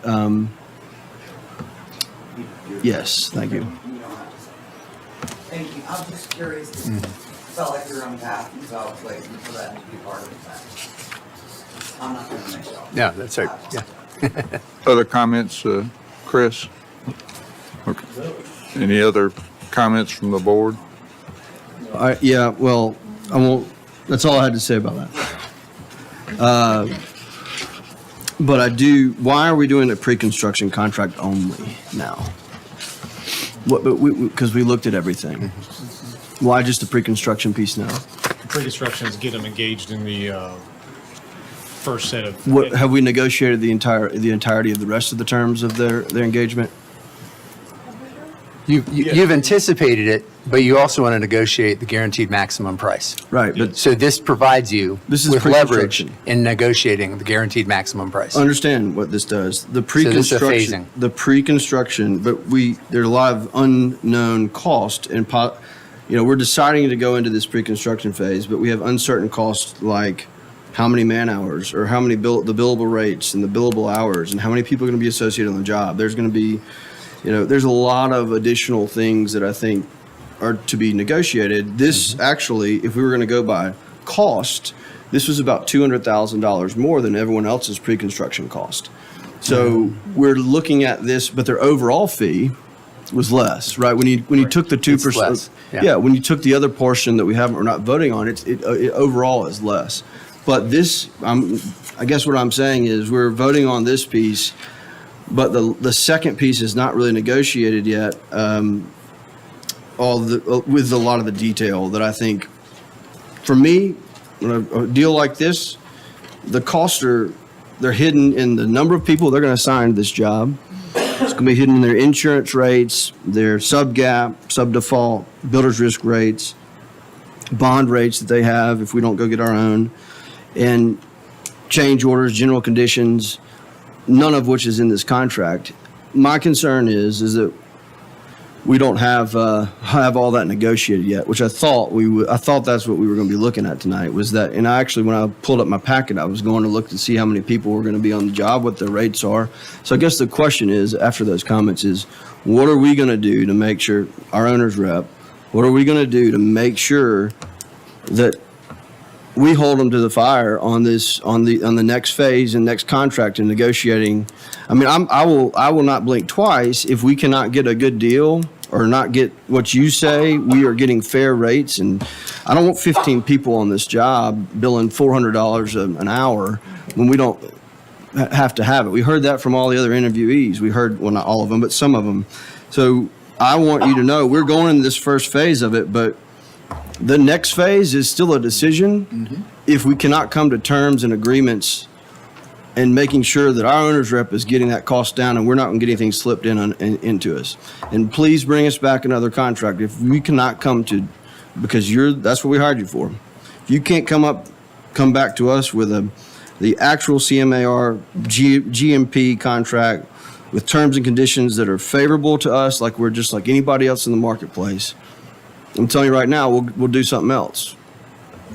There's your dude, by the way. There's your dude. That's the thing, but we are so lucky we had 10 people respond. Like we should be so proud of that. But you know what else that means? It means there's meat on the bone, and these contractors knew. We got a bunch of them sitting here in the room, not the ones that we're proposing, but it's because there's meat on the bone. I mean, there's meat on the bone, which means that there is 50-50 cost share savings, that there's opportunity for savings, and there's ways to make money. We better have a hard negotiation in a good faith. I mean, Skanska did fantastic. This is nothing on them. This is for the citizens, and that we must drive a hard deal and a fair deal and a partnership deal. And I know that's what you're doing, but because we had 3 really good firms. And 4 really good firms, and it whittled down to really 2. But I do not want this to be a rubber stamp on the next phase if we are not driving hard and get all those resources you presented to us that STV has and get them online, because this has got to be fair for the citizens. That's what you're getting paid for. And the staff is doing a great job supporting. So thank you. Okay, ready to keep moving? Alderman Caesar? Could I ask that we do a similar process for the second part to ensure that we have an effective negotiation, or have we already committed in concept to the second part? No, we don't need to do another. No. You're not going to do a new process. You're going to follow through on this and determine that we're able to negotiate a phase 2 that we're satisfied with. That's right. Phase 2 ultimately has, You're not going to start a process over again. That's not going I'm to be just helpful. concerned because have we locked in pricing for phase 2? That's part of what you're going to negotiate No, is no, we your haven't, guaranteed right? maximum. So- Well, the guaranteed maximum price is a big part of this. It's locked. That's what this process will deliver. yes, Okay. yes. That's the next step. So we've picked the highest qualified per the scores, which were razor thin, and I wasn't involved, but in the scoring. But I'll tell you that we just don't. I'm saying all this so that everyone is aware that the next phase is equally as important. And yes, Skanska is the one we're choosing, but there's still a lot of numbers to come up with in that next CM. The guaranteed maximum price, how we're calculating XYZ. I sell insurance, I'm not a construction business. That's why you're here, and all the resources at STV. There is negotiating room. Fair to not to be unfair, to be fair, and that we should have a transparent process for our city to drive that cost down as much as possible for citizens, and it's possible in the next phase, and it's possible that Skanska can do it. But if they can't, and they can't get to our terms that you're going to drive to be market driven, not just whatever they throw at us. If they can't, then we'll be back here. But I don't anticipate that we will, because I think that is going to work out, because you're going to drive a fair deal for the citizens of Franklin. Well, I think I'd remind the board that we hired STV to be our owner's rep, and we have great confidence in them, and they have the appropriate people to continue to move this forward. And I think they're hearing all your concerns that you've expressed. And make no, I do not have concerns with STV. I'm just vocalizing kind of what the next phase. Chris has done a great job, but on the record, publicly, like, this is what I think, as a board representative, I think we should expect. Item number 5. I'm sorry. What number are you shooting for the cost of the project? Do you know? In the RFP package, I believe we listed at 75 million. I would have to go back. For the construction. construction. 75 million? Yeah, so that's when it comes down to the second phase, if you want to call it that would be the GMP you would shoot for at that stage would be the 75 million. Will you tell everyone what GMP is? Because Guaranteed maximum price. Guaranteed maximum. So there's there's a pre-construction, the general conditions, and then the contract portion. The end of the contract is actually an amendment that you would sign for the GMP. All the terms, everything are agreed, the rates are in there, everything's lined up, ready to go. And in this instance, we're actually stepping it for multiple phases. So you would have an early release package. Let's say that package is, I'm just going to toss out a number here, let's say 3 million for like demolition and getting the site ready. Then that package would be added to the total GMP. So if there's 2 more that come past that, all of them would add up to 75 million. If we're speaking about just 75 million. And if you'll just, because I think, and we may need to take some more time at another time to talk through this, because this is important, but if there's savings, if the CMAR comes in under the guaranteed maximum price, that's where the shared savings occurs, and that's where, is that correct? Yeah, the shared savings is the buyout of the full subs. Contingency. Now there's contingencies built in, so you have a construction contingency and an owner's contingency. The owner's contingency will not be part of the savings at all. That's ours. Yeah. That's ours. All right. So where the 75 million that's coming in, I mean, we've looked at numbers for the last 4 or 5 years, and they fluctuated from 24 million plus 8 up to 90 million, 110, whatever. Are we back down? Are you saying we're back down to 75 million now? No. That's a construction number. That's a consistent construction number with the last set of numbers you saw. So there are other project costs that are not just the construction of the building. Well, and that cost is part of this process. I rest my case. Whatever case that was.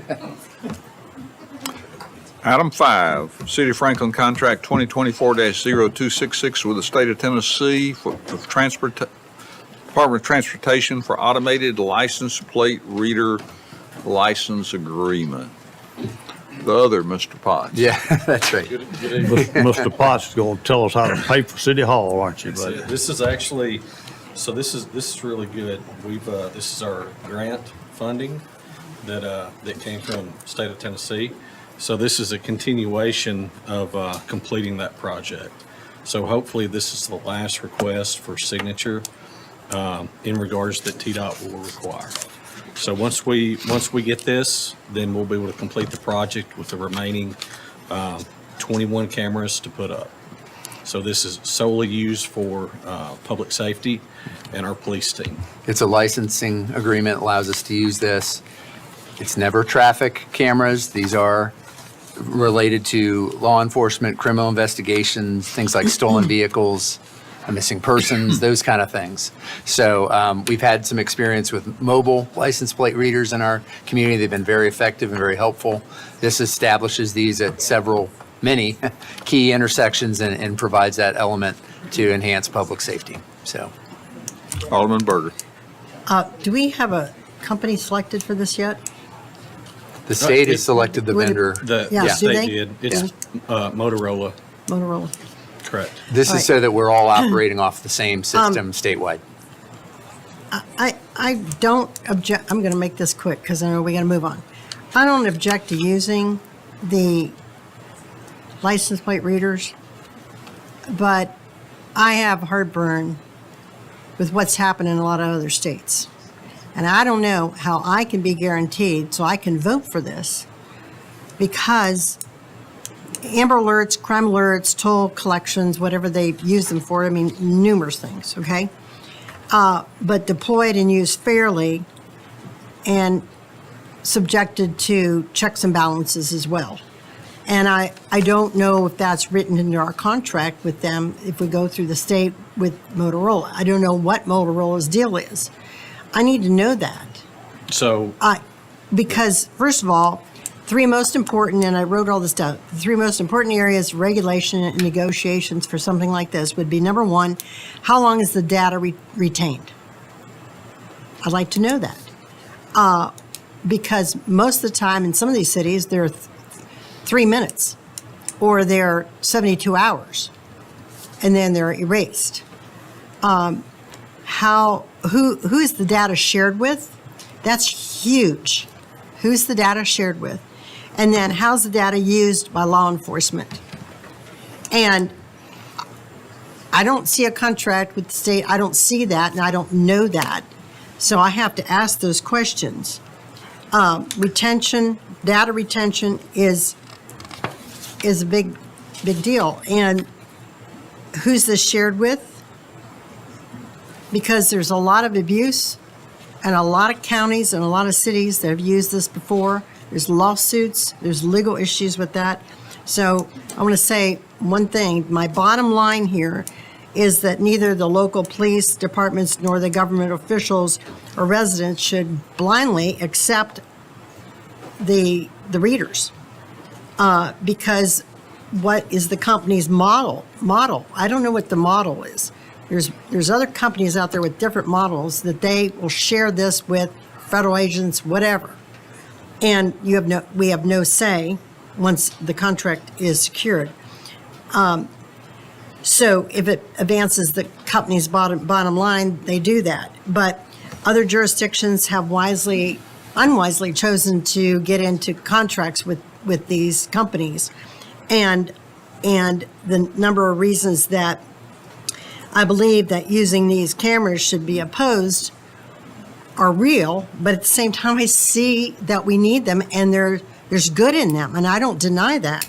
And I'm not sitting here tonight saying I'm against it, but I do see good in them. So if we choose to use them, then I believe that any system we use has to be confined, number one, to the community itself and not made a part of a national or international system, because that's where the abuse comes down. And there's a lot of legal cases out there that show that. So that's why a lot of communities have not used them.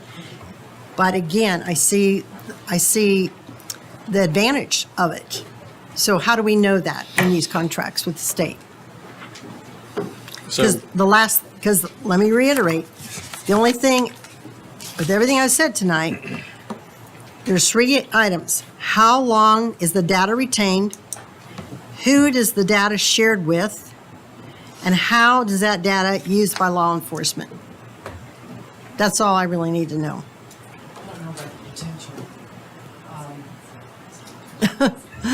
There it is.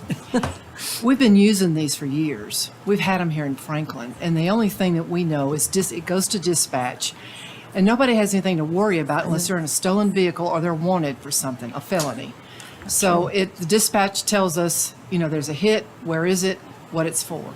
We verify that. We don't just willy-nilly pull somebody over. We verify it. And then after we stop the vehicle, if we think we have probable cause or reasonable suspicion to stop them, then we take it a step further. We verify who's driving it. Let's say it's a stolen car. They say it's a hit, stolen car, stolen out of Nashville.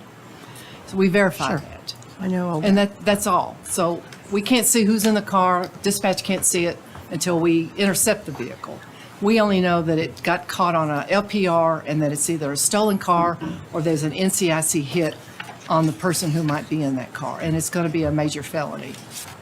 And we can also provide the retention policy. That I know will all that. reset. That's not my concern. My concern is how long do we retain the data? And then the last thing is who gets that data outside our city? I mean, there are surveillances done by federal government agencies and everything. We all know that. We're not living under a rock. And I'm not trying to make it a huge conspiracy theory either. I'm trying to live in reality. That's where I live. I live in reality. So I don't want this data being shared with federal agencies unless it is a specific license plate that was in the database that we're looking for. Well, Those things. we're not necessarily looking for them. They come into our city and they're hit. Yeah, we're looking for them through the Then we camera. look for them because That's what I mean. We're There's looking a wanted person or a stolen vehicle in our city. Yeah. And we know about where it is because it went past one of our license plate Yeah, readers. and we're looking for that Yeah. in that camera. I is don't know what I- happens anywhere other than Franklin, and that's Yeah. all I care about. Yeah, well, I do care about it because, and I'm not trying to be confrontational here at all. I just want to know, because I have constituents that ask me about this. And so I did a lot of research on it and found a lot of problems with the system depending on who the company is and how the data is used, how long it's retained. Motorola was selected for this grant process for the violent By the crimes state. intervention. By the program. state of Tennessee. By the Sure. state of Tennessee. And that's So- It's the great. technology. They're, yeah, good. That's great, but I'm just Let Jason trying to finish his tell answer. you there's abuse in the system. So I need to know. So there's reporting within our system, and we will make sure that we do what we need to do to make sure there is no abuse. I have to And say, it says here that it must comply with Tennessee Code annotated 55-10-302. which is why we're entering into a contract with the state because they're highly reputable, and the state has a lot of integrity in their system, and we Good. certainly want to be Good. part of that Yeah. and share information. But I've been in this business a minute or two, and Motorola is certainly well known in the law enforcement community as being highly reputable. And I'm not questioning any of that, but I still didn't get that answer. So I just, bottom line, I promised my constituents I would ask this, but before I asked it, I wanted to make sure I did some data, some research. Well- Because I have articles on it and everything. So I did a little research, not a whole lot, but I just needed to know that. And I needed to ask that question because they asked me to ask those questions. And it's not any particular person or any particular agenda. It's just the fact that after digging into it, knowing that there is abuse out there through some companies, that who they can share things with, and people can be, we have the Roe versus Wade has been overturned, and we don't permit abortions in Tennessee. There was in this one article that someone brought up, actually from a liberal standing point, which I found interesting, that they said, can these cameras be used to track people going outside to obtain abortions and things of that nature? I mean, it's sort of wild, but I thought, hey, there's just one thing out there. So I have to ask the question. I'm not trying to be confrontational. I'm just asking the question, like, how long is the data retained? And And we I can- know, we can I'd provide like that to know that. information. Yeah. We can definitely provide Because that. I think the state of Tennessee would be very interested in that as well. Well, and I'll tell you that the supervisors, I mean, we all monitor the radio and we hear when there's a hit. And And I understand, and I appreciate and value what you're saying. I respect that. So Thanks. don't take this wrong, but I've never heard anything like that. It's always been a stolen vehicle. Sure. Or someone who's Yep. wanted maybe on an assault case or a robbery case. Exactly. They're real high Stolen children. incident type charges. Yeah. Or we wouldn't bother with it. I mean, we don't. And I want that. The liability need is that. too high for us to go after anything other than a serious Yeah. felony. So Well, I they're coming into our appreciate city, they get a hit, it's in our city, we're Exactly. going to look for it, and we're going to try to resolve it if we can. And that I'm all for, all Good, day long. thank you. And these All can day be- long. And that's what this is. We're on the same page. Okay. But the three That's what this questions, is. the three questions I asked still apply. And we can get that. I'll provide that to Eric. Yeah, it still applies. I mean, And, I'd like to know what the these are- state this is a- annotated code allows or A very what. valuable tool for Yeah. our officers and I, our police. just for my own, because I have to answer in the community as well. And I go, well, I don't know. How long do we retain it? I have no idea. Does anybody else want to make any Thanks. comments? I know. Okay. Review of the Department of Housing Urban Development Comprehensive Annual Report Performance Evaluation, CAPER, and annual reports from the Franklin Housing Commission.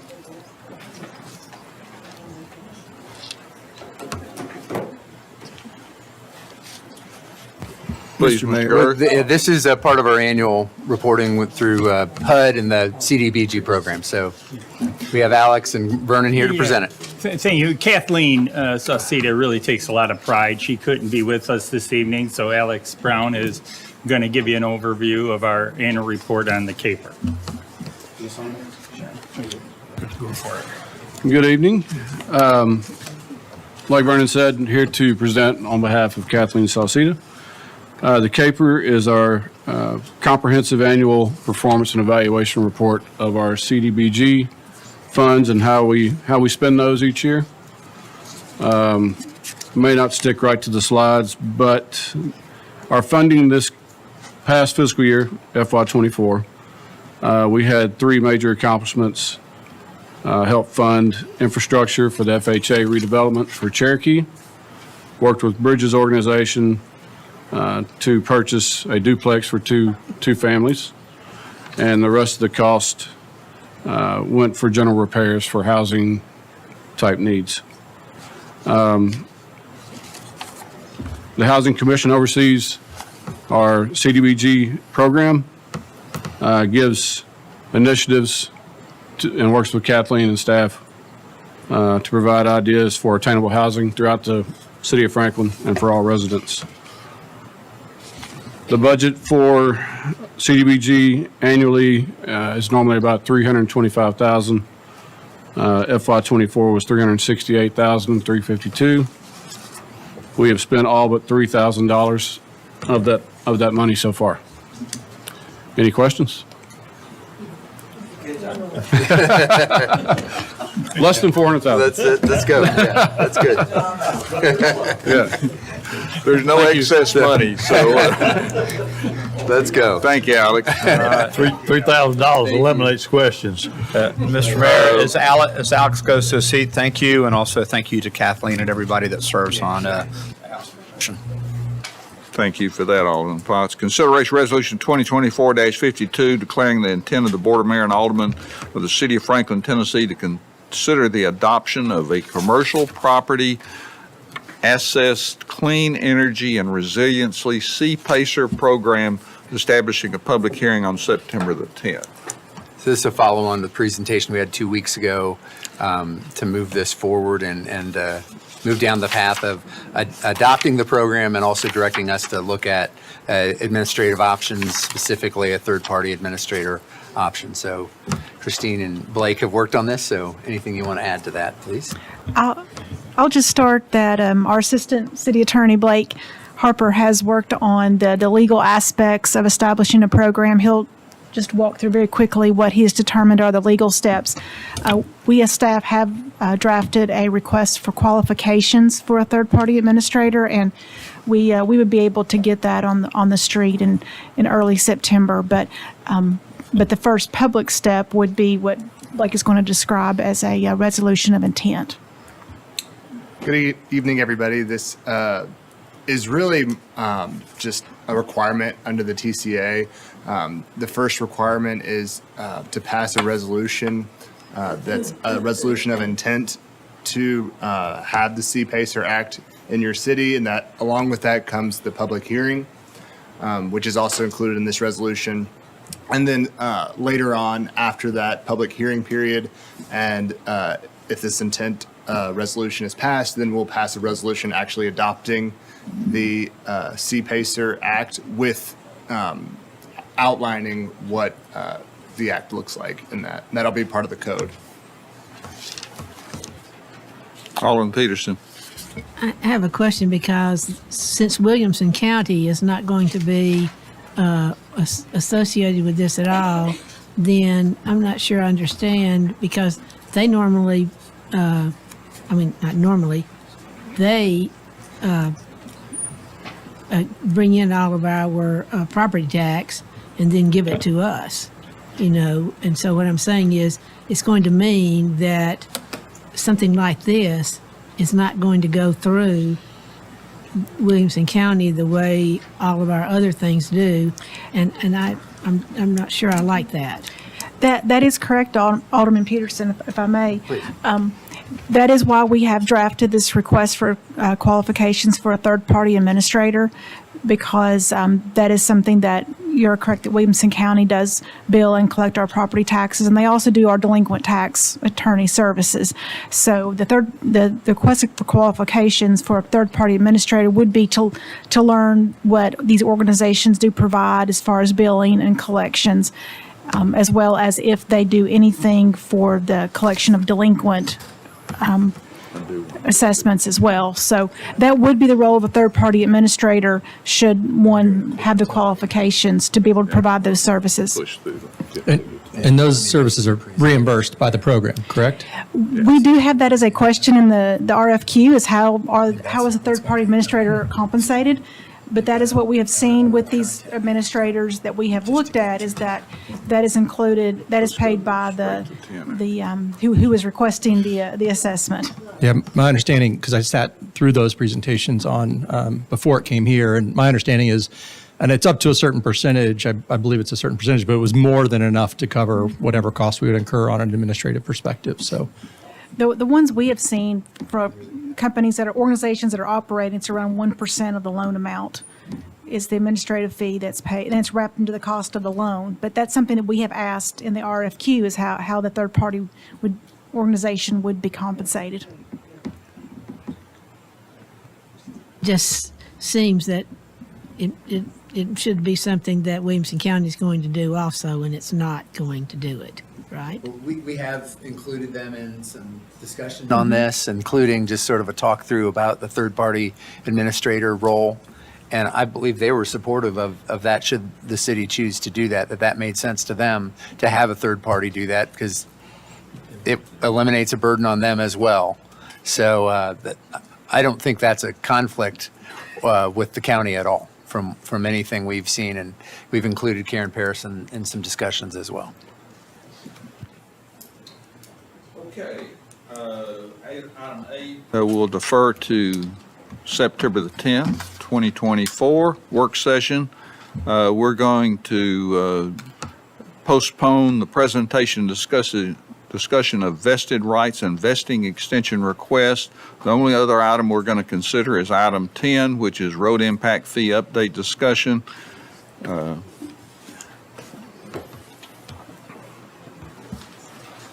And we will not get to alderman pay. I'm going to assume. We're going to change that. I'm going to assume that 12 and 13 also on here, that if those are non-controversial in your estimation, we'll try to get those on for the next meeting as well. 11 is a discussion item. So we will bring that to a work session. But 12 and 13 are both actions that we'd try to move along if we can. All right, so one of the things we wanted to have at this meeting is an opportunity to really do a check-in discussion with you all. On September 10th, you have deferred the second reading and public hearing related to road impact fee implementation to that date. So that will show up on your voting session, but we have had a couple different meetings and dialogue as recently as yesterday afternoon with representatives from the development community, et cetera, to talk through some ideas and concepts and options related to road impact fee and road impact fee implementation. Both what's on the agenda for you, but also some alternatives looking at how you might look at those projects that have already received approvals, how that would work, how payment structures might work as well. And so we wanted to walk through where we have been in those discussions, and if you have some guidance or feedback for us that might add to the what's under consideration on the 10th, that would be helpful for us, and we'll try to walk through where we have been to this point. I think Vernon's going to take the lead on that, and we'll answer any questions as we go through as well. Good evening, Alderman, again, and thank you. As you know, we met twice with the design professionals, discussed this topic, and Eric mentioned, met as recently as yesterday afternoon, and I quickly put together a presentation that we discussed. And there was a consensus, and a number of the developers, design professionals that participated in this meeting are sitting behind me. And after I talk through these 6 slides, I'm fully confident they'll be nodding their head that this is how they want to proceed. The question is, as Eric mentioned, is how you want to proceed. And that's the guidance we want so we can draft or redraft the ordinance that's before you. So please bear with me. I've tried to simplify it. Not all the questions, for the sake of time. So think of this discussion that I'm going to share with you in 3 buckets. First of all, you have projects entitled on or after January 1st, 2025. The second bucket is projects entitled prior to January 1st, 2025. And the third bucket is the timing of assessing, collecting road impact fees. Some of the items that were discussed in the communication that Rachel Blackhurst and the NIAF group had shared with you, and that's in the agenda. Many of those will be resolved with the discussion and the framework we put together. And of course, at the end, we'll have some time for questions. No, you don't, because I didn't finish it until I almost walked in the door here at 5. But I will be happy to get it for you, and thank you. Yeah. So, Again, these discussions happened yesterday afternoon, so we're getting them to you as quick as we can. But we will get you this. yes. So the project's entitled on or after January 1st. You have before you, as Eric mentioned, for September 10th voting meeting, a public hearing and second reading, ordinance 2341. It has a 2-year and 3-year option that's based on the consultant's work. What we talked about in all 3 meetings with the design professionals was predictability. So what we will commit to do if we go forward, we'll commit to publishing a 5-year road impact fee schedule. The one you have in ordinance 2341 is for 2 and 3 years. We can trend that out using the National Highway Construction Index to 5 years and publish that so the predictability is there for projects entitled on or after January 1st, 2025. While we will use the index annually to publish out those fees and schedule, we would write into the ordinance that those fees would never increase more than 5% in any given year, even if the index exceeds that. However, after 5 years, the Board of Mayor and Aldermen may readjust the fees to based on a third-party reanalysis to make sure those fees are staying current. Pretty clear. All right, now for projects entitled prior to January 1, 2025, all the projects that are here today, essentially. I don't necessarily encourage using the word of grandfathered for this discussion, though it does come in to play. Our projects entitled prior to January 1, 2025. Again, predictability. What we talked about was commit to publishing a 15-year road impact fee schedule that's based on the current fee today, but increasing it annually 5% each year for the 15 years.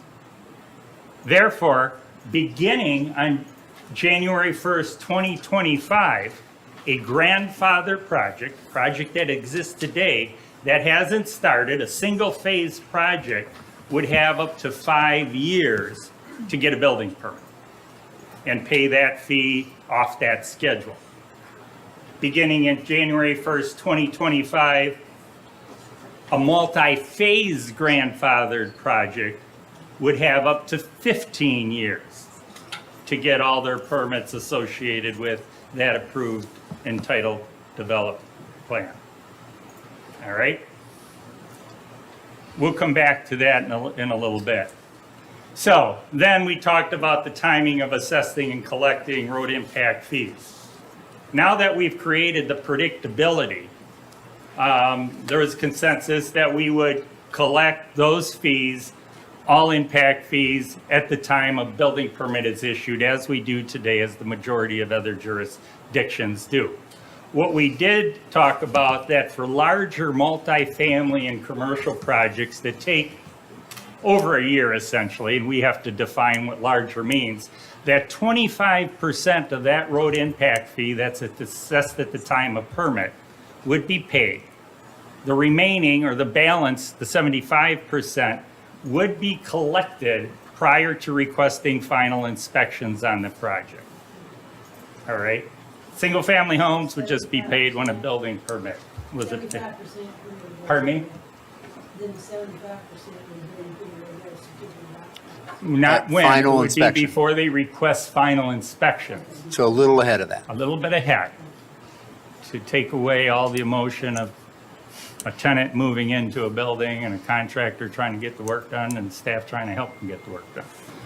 All right, and then an ongoing discussion that was included, that the city has agreed and will commit to working to align all development impact fees, parkland, sewer and water, to a similar format. That's going to take some time to work through that.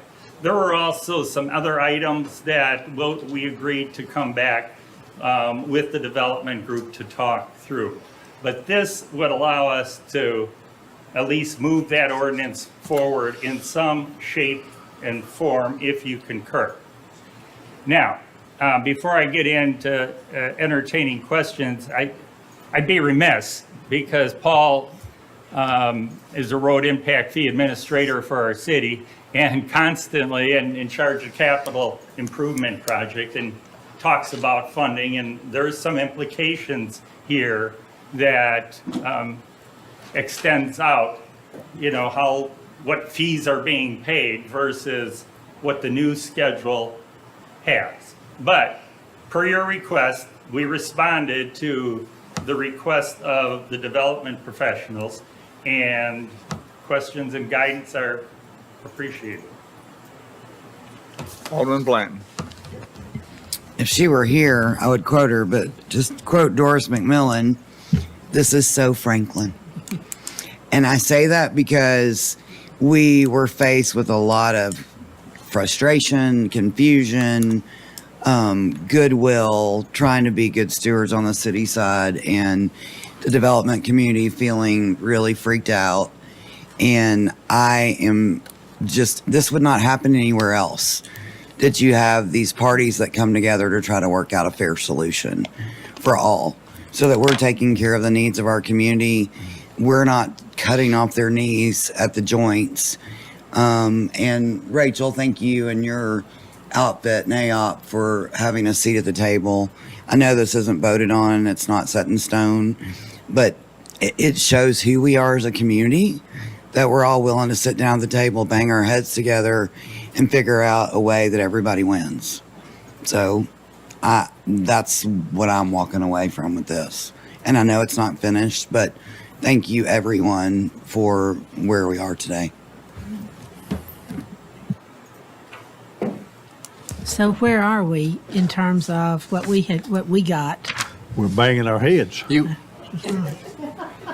would look at still implementing you need to choose how you want to implement, but you'd be implementing the new fees for everything that gets approved after January 1, 2025. You've been provided what's been proposed and talked through a little more yesterday with a grandfathering is the term that's been used, but an approach for how you handle and charge fees to those who already have entitled projects. It provides a 5-year window for single-phase projects and a 15-year window for multi-phase projects. But it has Does an that mean- index. It has an indexing or a inflationary adjustment every year within the window of whether that's a 5-year or 15-year window. Okay, so if it's already approved before January 1. Entitled, Then yeah. they would be just getting the old fees. There would be an adjustment on the existing fees with an escalation factor each year on those. And so we define that as a schedule. That way, permitting techs, when they look at it, they have a schedule for folks that qualify with prior to January 1, 25 entitlements. So for 5-year or 15-year for, 5 years for single Multi-phase. phase, 15 years for multi-phase. That is correct. And again, with the existing fee today, we would create a 15-year schedule, and starting January 1, 25, we'd add 5% to it, increase it. In 2026, January 1, another 5%, January 27, another 5% out for 15 years. I want to say, because just not to create confusion, many of the entitled projects we have today are vested. And they're already bound by state law to perform and hit certain milestones.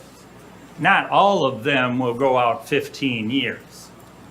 And those projects that aren't vested could go out 15 years, and that's where that comes into play. Now, some of these projects, and we discussed it, naturally, over a longer period of time, are going to come in to be revested. And we're going to work through some details that they asked for. But in that case, they would come to the new fee that we have post January 1, 2025, because they're adjusting to meet the demands of reality in the economy and the market.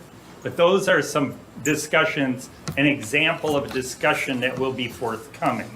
What we're looking for here is to take this in concept, if you agree, the 5, 15 years, or change it, anything, and we'll redraft the ordinance to incorporate it so we can get going on January 1, 2025. so you're saying though, if they are in the situation of having to revest, then they would jump to the new higher fees. Yeah. I really wish we had had a chance to look at this and think about it and everything. I mean, this is really I woke very up last night complicated. thinking about you. You're going to ask me that question. I should have gave you a call, but you were already here when I got this done. You're gonna get what we gave you tonight, but literally, we just walked through this yesterday. And so we're just trying to summarize it.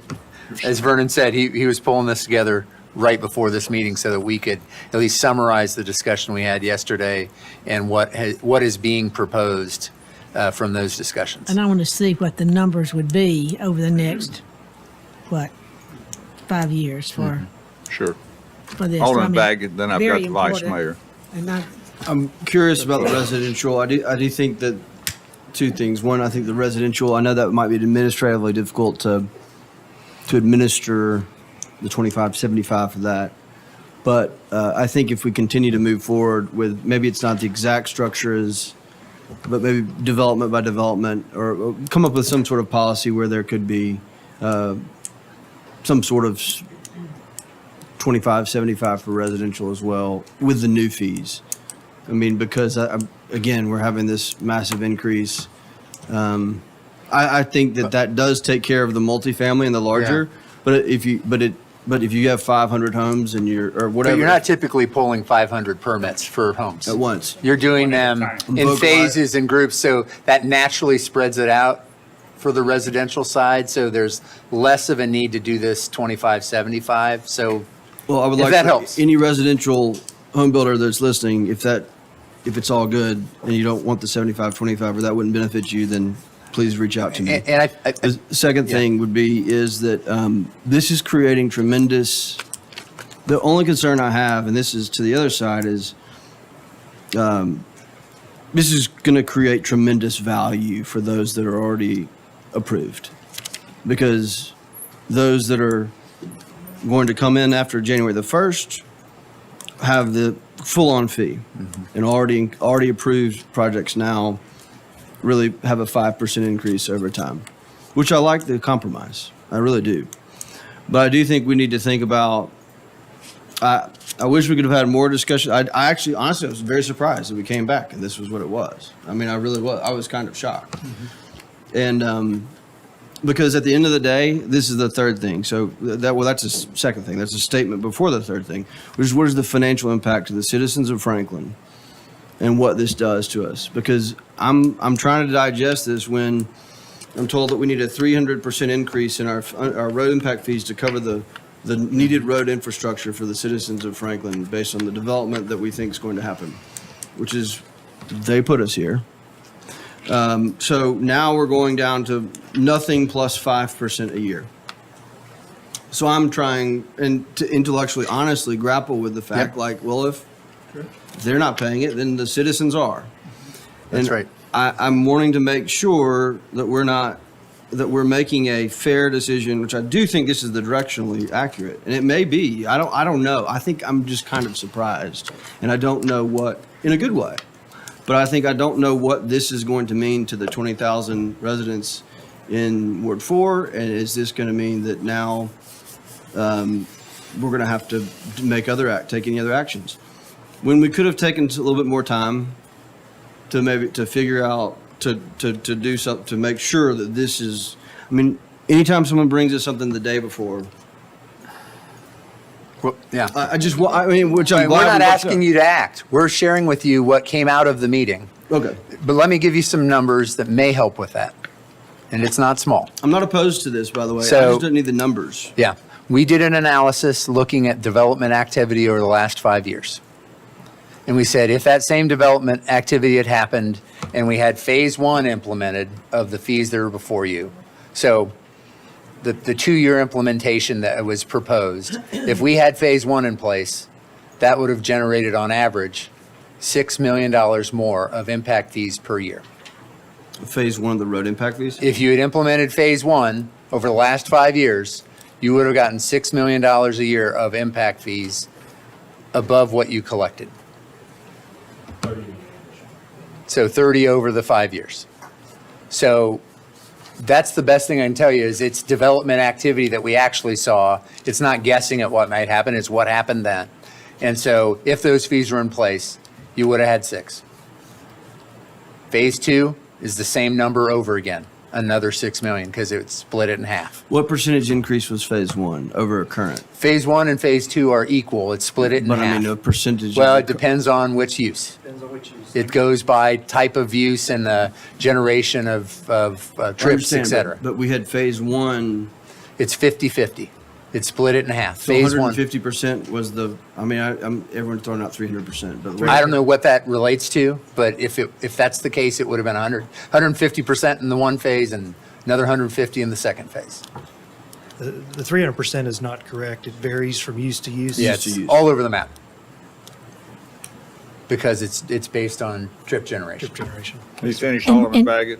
Could I ask one question? Please send us that trip generation stuff again. When I tried to look back for that, I could not find it in any of my materials. Yes, ma'am. Are you It's on our finished, website, Alderman and Baggett? I will send you a link. Well, I was, but I think I'm asking for us to take a breath. I like where this is going. I think I really like where this is going, but I'm not ready to vote on this without understanding a little bit more some of the impacts to the citizens. I don't want to be pushed into this without understanding a little bit more about the financial impact of the citizens. I think we're actually really, really close. I'm not saying this isn't the right way to do it. I'm just feel a bit rushed.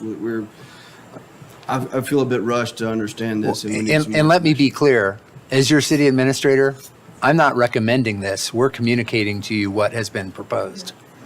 Because I'm not in that position yet either. Because we just walked through it yesterday and talked through some nuances and some wrinkles beyond what had been put in a 1.5-page document.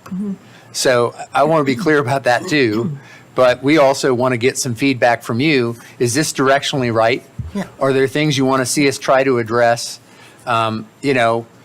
You've picked, September 10th was picked, but, you can give yourself more time. You can look at some other options, a longer-term phase-in. There's lots of places to go.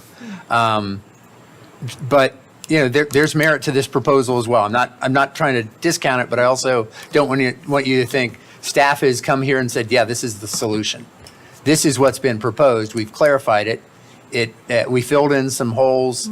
There's elements of it that we need feedback on to say, is this directionally where you want to go? And if you want us to flush that out further, we certainly can. Got the vice mayor, then we'll go to Alderman Berger. First of all, I've loved all the conversations. I've appreciated you having all those discussions. I, too, was pleasantly surprised. I was not expecting that this was a result of the latest conversation. So, and I do think it's the right direction. The answer is yes. There has to be more funding source. That is, I think we know that the answer is yes. We just don't know what the yes is. And so I'm with you. I think I've been the most critical of our constantly deferring things, but I'm sitting here right now thinking, man, I have a lot to process, to kind of take in what I was not expecting to be the response today, on top of what else we need to do to go figure out how to fill the gap. We just agreed in spirit to build another $400,000 road today. So it just keeps coming. And so I think we got to figure this out. But I don't know if the answer is that we need to get back to you in between, or if we just need to defer this thing on the 10th again to give us more time. But I for sure am not ready to tell you right now whether I think this is the absolute answer or not. I need a little more time with it, so. Alderman Berger, in the meantime, I'm going to ask Rachel Blackhurst and Glenn McGee to come to the podium if they still want to speak. Or the table. Is Glenn still here? Oh, there he is. Yeah. He's going. Go ahead, Alderman Berger. Okay. We had that meeting the other day, Rachel. And we pushed, basically, I was looking at some of my notes here, but Speak into the microphone just a little bit more, please. I'm sorry. We had our meeting the other day, last week, and then we sort of pushed for you all to meet with them. And we knew that, Thank you. we knew that couldn't all be worked out. But we said, hey, give it a couple hours just to weigh in. And we weren't expecting the whole kitchen sink. We just wanted you all to communicate. So and I'm with you, Patrick, I'm not ready to make any decisions either. And I know that, Eric, you said this is for us to consider and slow it down a little bit. So I would ask that y'all continue to meet, because I know there's more things you need to iron out, and just clarifying some of the points of indexing and things I think you mentioned, and we talked about that. So longer term phase-in may be an issue that we want to look at and everything, but I would ask that planning and y'all, when you met, you didn't have that much time, but we did want you to meet before our meeting tonight so you could have some way in, and we can have a little bit more direction. So I think there's a lot of work to do. So that would be my ask, is that you continue to set some meetings up, make those meetings happen so you can iron out some more of these things, so you can bring those to us to consider, and that we would be privy to some of their questions that they're asking. Maybe you could share some emails that if you send the emails and you're asking questions, and we can see those and we can sort of contemplate maybe where you're going with some of that. Can I respond to that a little bit? We actually need you to give us guidance and what you need us to clarify or push on, because we've clarified what their proposal is. We need to know what you need to see, or where your heartburn is, or where you're comfortable. So it's not just a matter of us understanding each other better. We got to a pretty good place of where we understand what's being proposed and clarified some other things, but we need to know where you are and what you're comfortable with, and where there are either information holes or where there are things that you go, this feels like it may not be the right balance. Yeah, we need to know that from you, because that's really what we need. This is a hard decision. And, we're not going to be able to flush all of that out unless we get some guidance from you so that we know what questions to ask, what needs to be clarified. So if you don't give us that, the next 2 weeks won't be nearly as productive. Because it'll be us just talking about the same general platform as opposed to saying, we heard the board question this or have concerns about does it generate enough revenue or whatever that might be, to be fair. We need you to weigh in on that either tonight or in the next few days, as opposed to we just keep meeting. We need your guidance to instruct those meetings. But aren't we saying that the things that were proposed originally are not what we want to see? Aren't That's saying what that? we Pretty need much. feedback on. Pretty much. Okay. Yeah. You have the proposal you have what's been put out here. You have some other clarifications that we can provide. We've provided some things on, but we can get more information on. That's what we need to hear. Because some of you have been at the work session meetings and some of you haven't, and that's okay. And we've heard from some of you, but not all of you.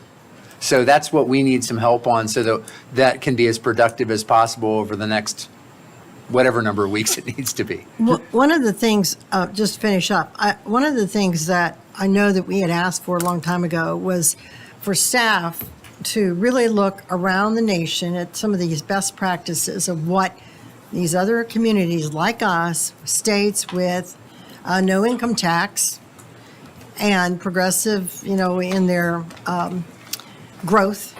And I've never heard back. But I did hear a lot of times that you were asking these people to come up with things. And I really don't think it's that fully your job. I mean, I think you should suggest things. If you know of things, you can work with us, which you've been doing. But I think I still am lacking. I know back in November I asked that. And, but we've never seen other communities who are working with impact fees and what hurdles they overcame and how they're handling it, especially when they sort of mirror us in some ways. So I would love to see that. Just asking. Alderman Caesar. Thank you, Mayor. I've attended all the meetings, and I've been grateful for the fact that our staff is willing to have this open door conversation. The meetings haven't always been comfortable, and I think we've addressed some real demands, not only of our citizens to build the infrastructure that is necessary, in great part due to the development and the increased impact that developments do have on our roads and our existing infrastructure. I've been on this board for almost 10 months, and I feel like this has been a project that we've talked about deferring since I've been on this board. As of late, we've made an enormous amount of progress. We've brought the right people to the table. We've had the right conversations, and I think we've got a proposal that feels, without all the information, feels like it's heading in the right direction. I think, Eric, to your point, the questions I need is, number one, I need to make sure that we can implement something January 1st. Because I think we owe it to our citizens, and I think we owe it to the developers in this room to provide them clarity, crystal clarity, on any new projects they're considering. I think we also need to encourage them to get projects that are currently on the books out of the ground, and I think we do that with one of the elements of this proposal. I think for me to make the decision and support it exclusively, I need to understand what that project that we've presented, and Vernon, appreciate the work that you did. When we asked and pushed you guys to meet with these folks, was it a week ago? Yeah. You guys made it happen, and I appreciate that. You probably didn't sleep so well thinking about the questions Ms. Peterson was going to ask you, and I appreciate the work you put in to build this presentation and give it to us today. We're not voting on this presentation in our meeting today. We're providing feedback. Great. So January is the date that I want to be able to put something in the ground. I want to provide clarity to these folks so they know how they can operate and what the rules are to operate businesses in our city. And then the third piece I would say that is really, really critical, I think two of my colleagues up here have mentioned it, is what do these proposals mean? How does this impact our our bank account in the city of Franklin. And by implementing this project as you've introduced, not proposed, but introduced, what is it going to mean from a taxpayer perspective? What are we going to have to step up for to make the gap come together on these projects? I think at the end of the day, deferring this into 2025 or 2026 is further burdening not only our development community, but significantly our taxpayers. So, Okay, I've got two speakers, 2 minutes apiece. We'll start with Rachel.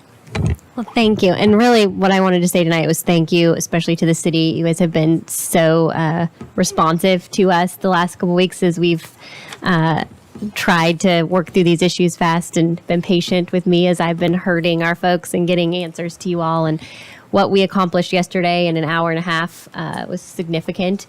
And thank you to all of you for patiently working with us. And I know you have the balancing act of our interests and the city's interests, and you've all been really wonderful to work with. We do feel good about what we were able to discuss yesterday.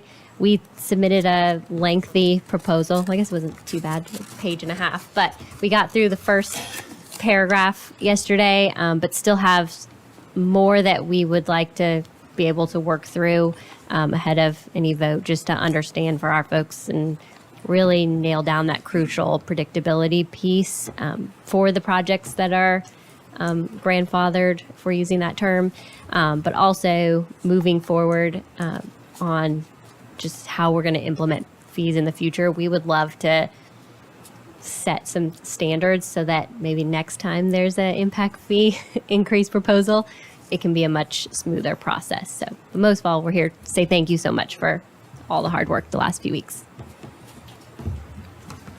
Mr. McGee?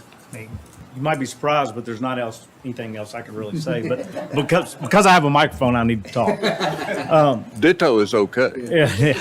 Well, I will ditto that. I will say the same thing about staff. I thought yesterday was a great, as far as I was concerned, and I understand, Eric, that this is not so much y'all's proposal, but this is a conversation that you're facilitating, and I greatly appreciate it. I think what you'll notice from the people there in the room, from the developer's perspective, it's a lot of local developers that have been developing here for a long time. You didn't have any institutional developers in the room that have come in and done one project and left. So these are individuals that office here, we work here, and we're thankful that you would open up that conversation. And so everything Rachel said, I ditto. I would like to see some more discussion, but I think we're very, very close, and I appreciate that you guys are considering it. Alderman Barnhill? If you would like to know one heartburn, what was presented, if it only generates $6 million, that's heartburn. Because that doesn't cover very, very much. When we're looking at $155 million? $6 million a year. Yeah, $6 million a year. I don't want to say that doesn't do it, but that doesn't do it. Okay, let's break, and I'll see you back in 10 minutes.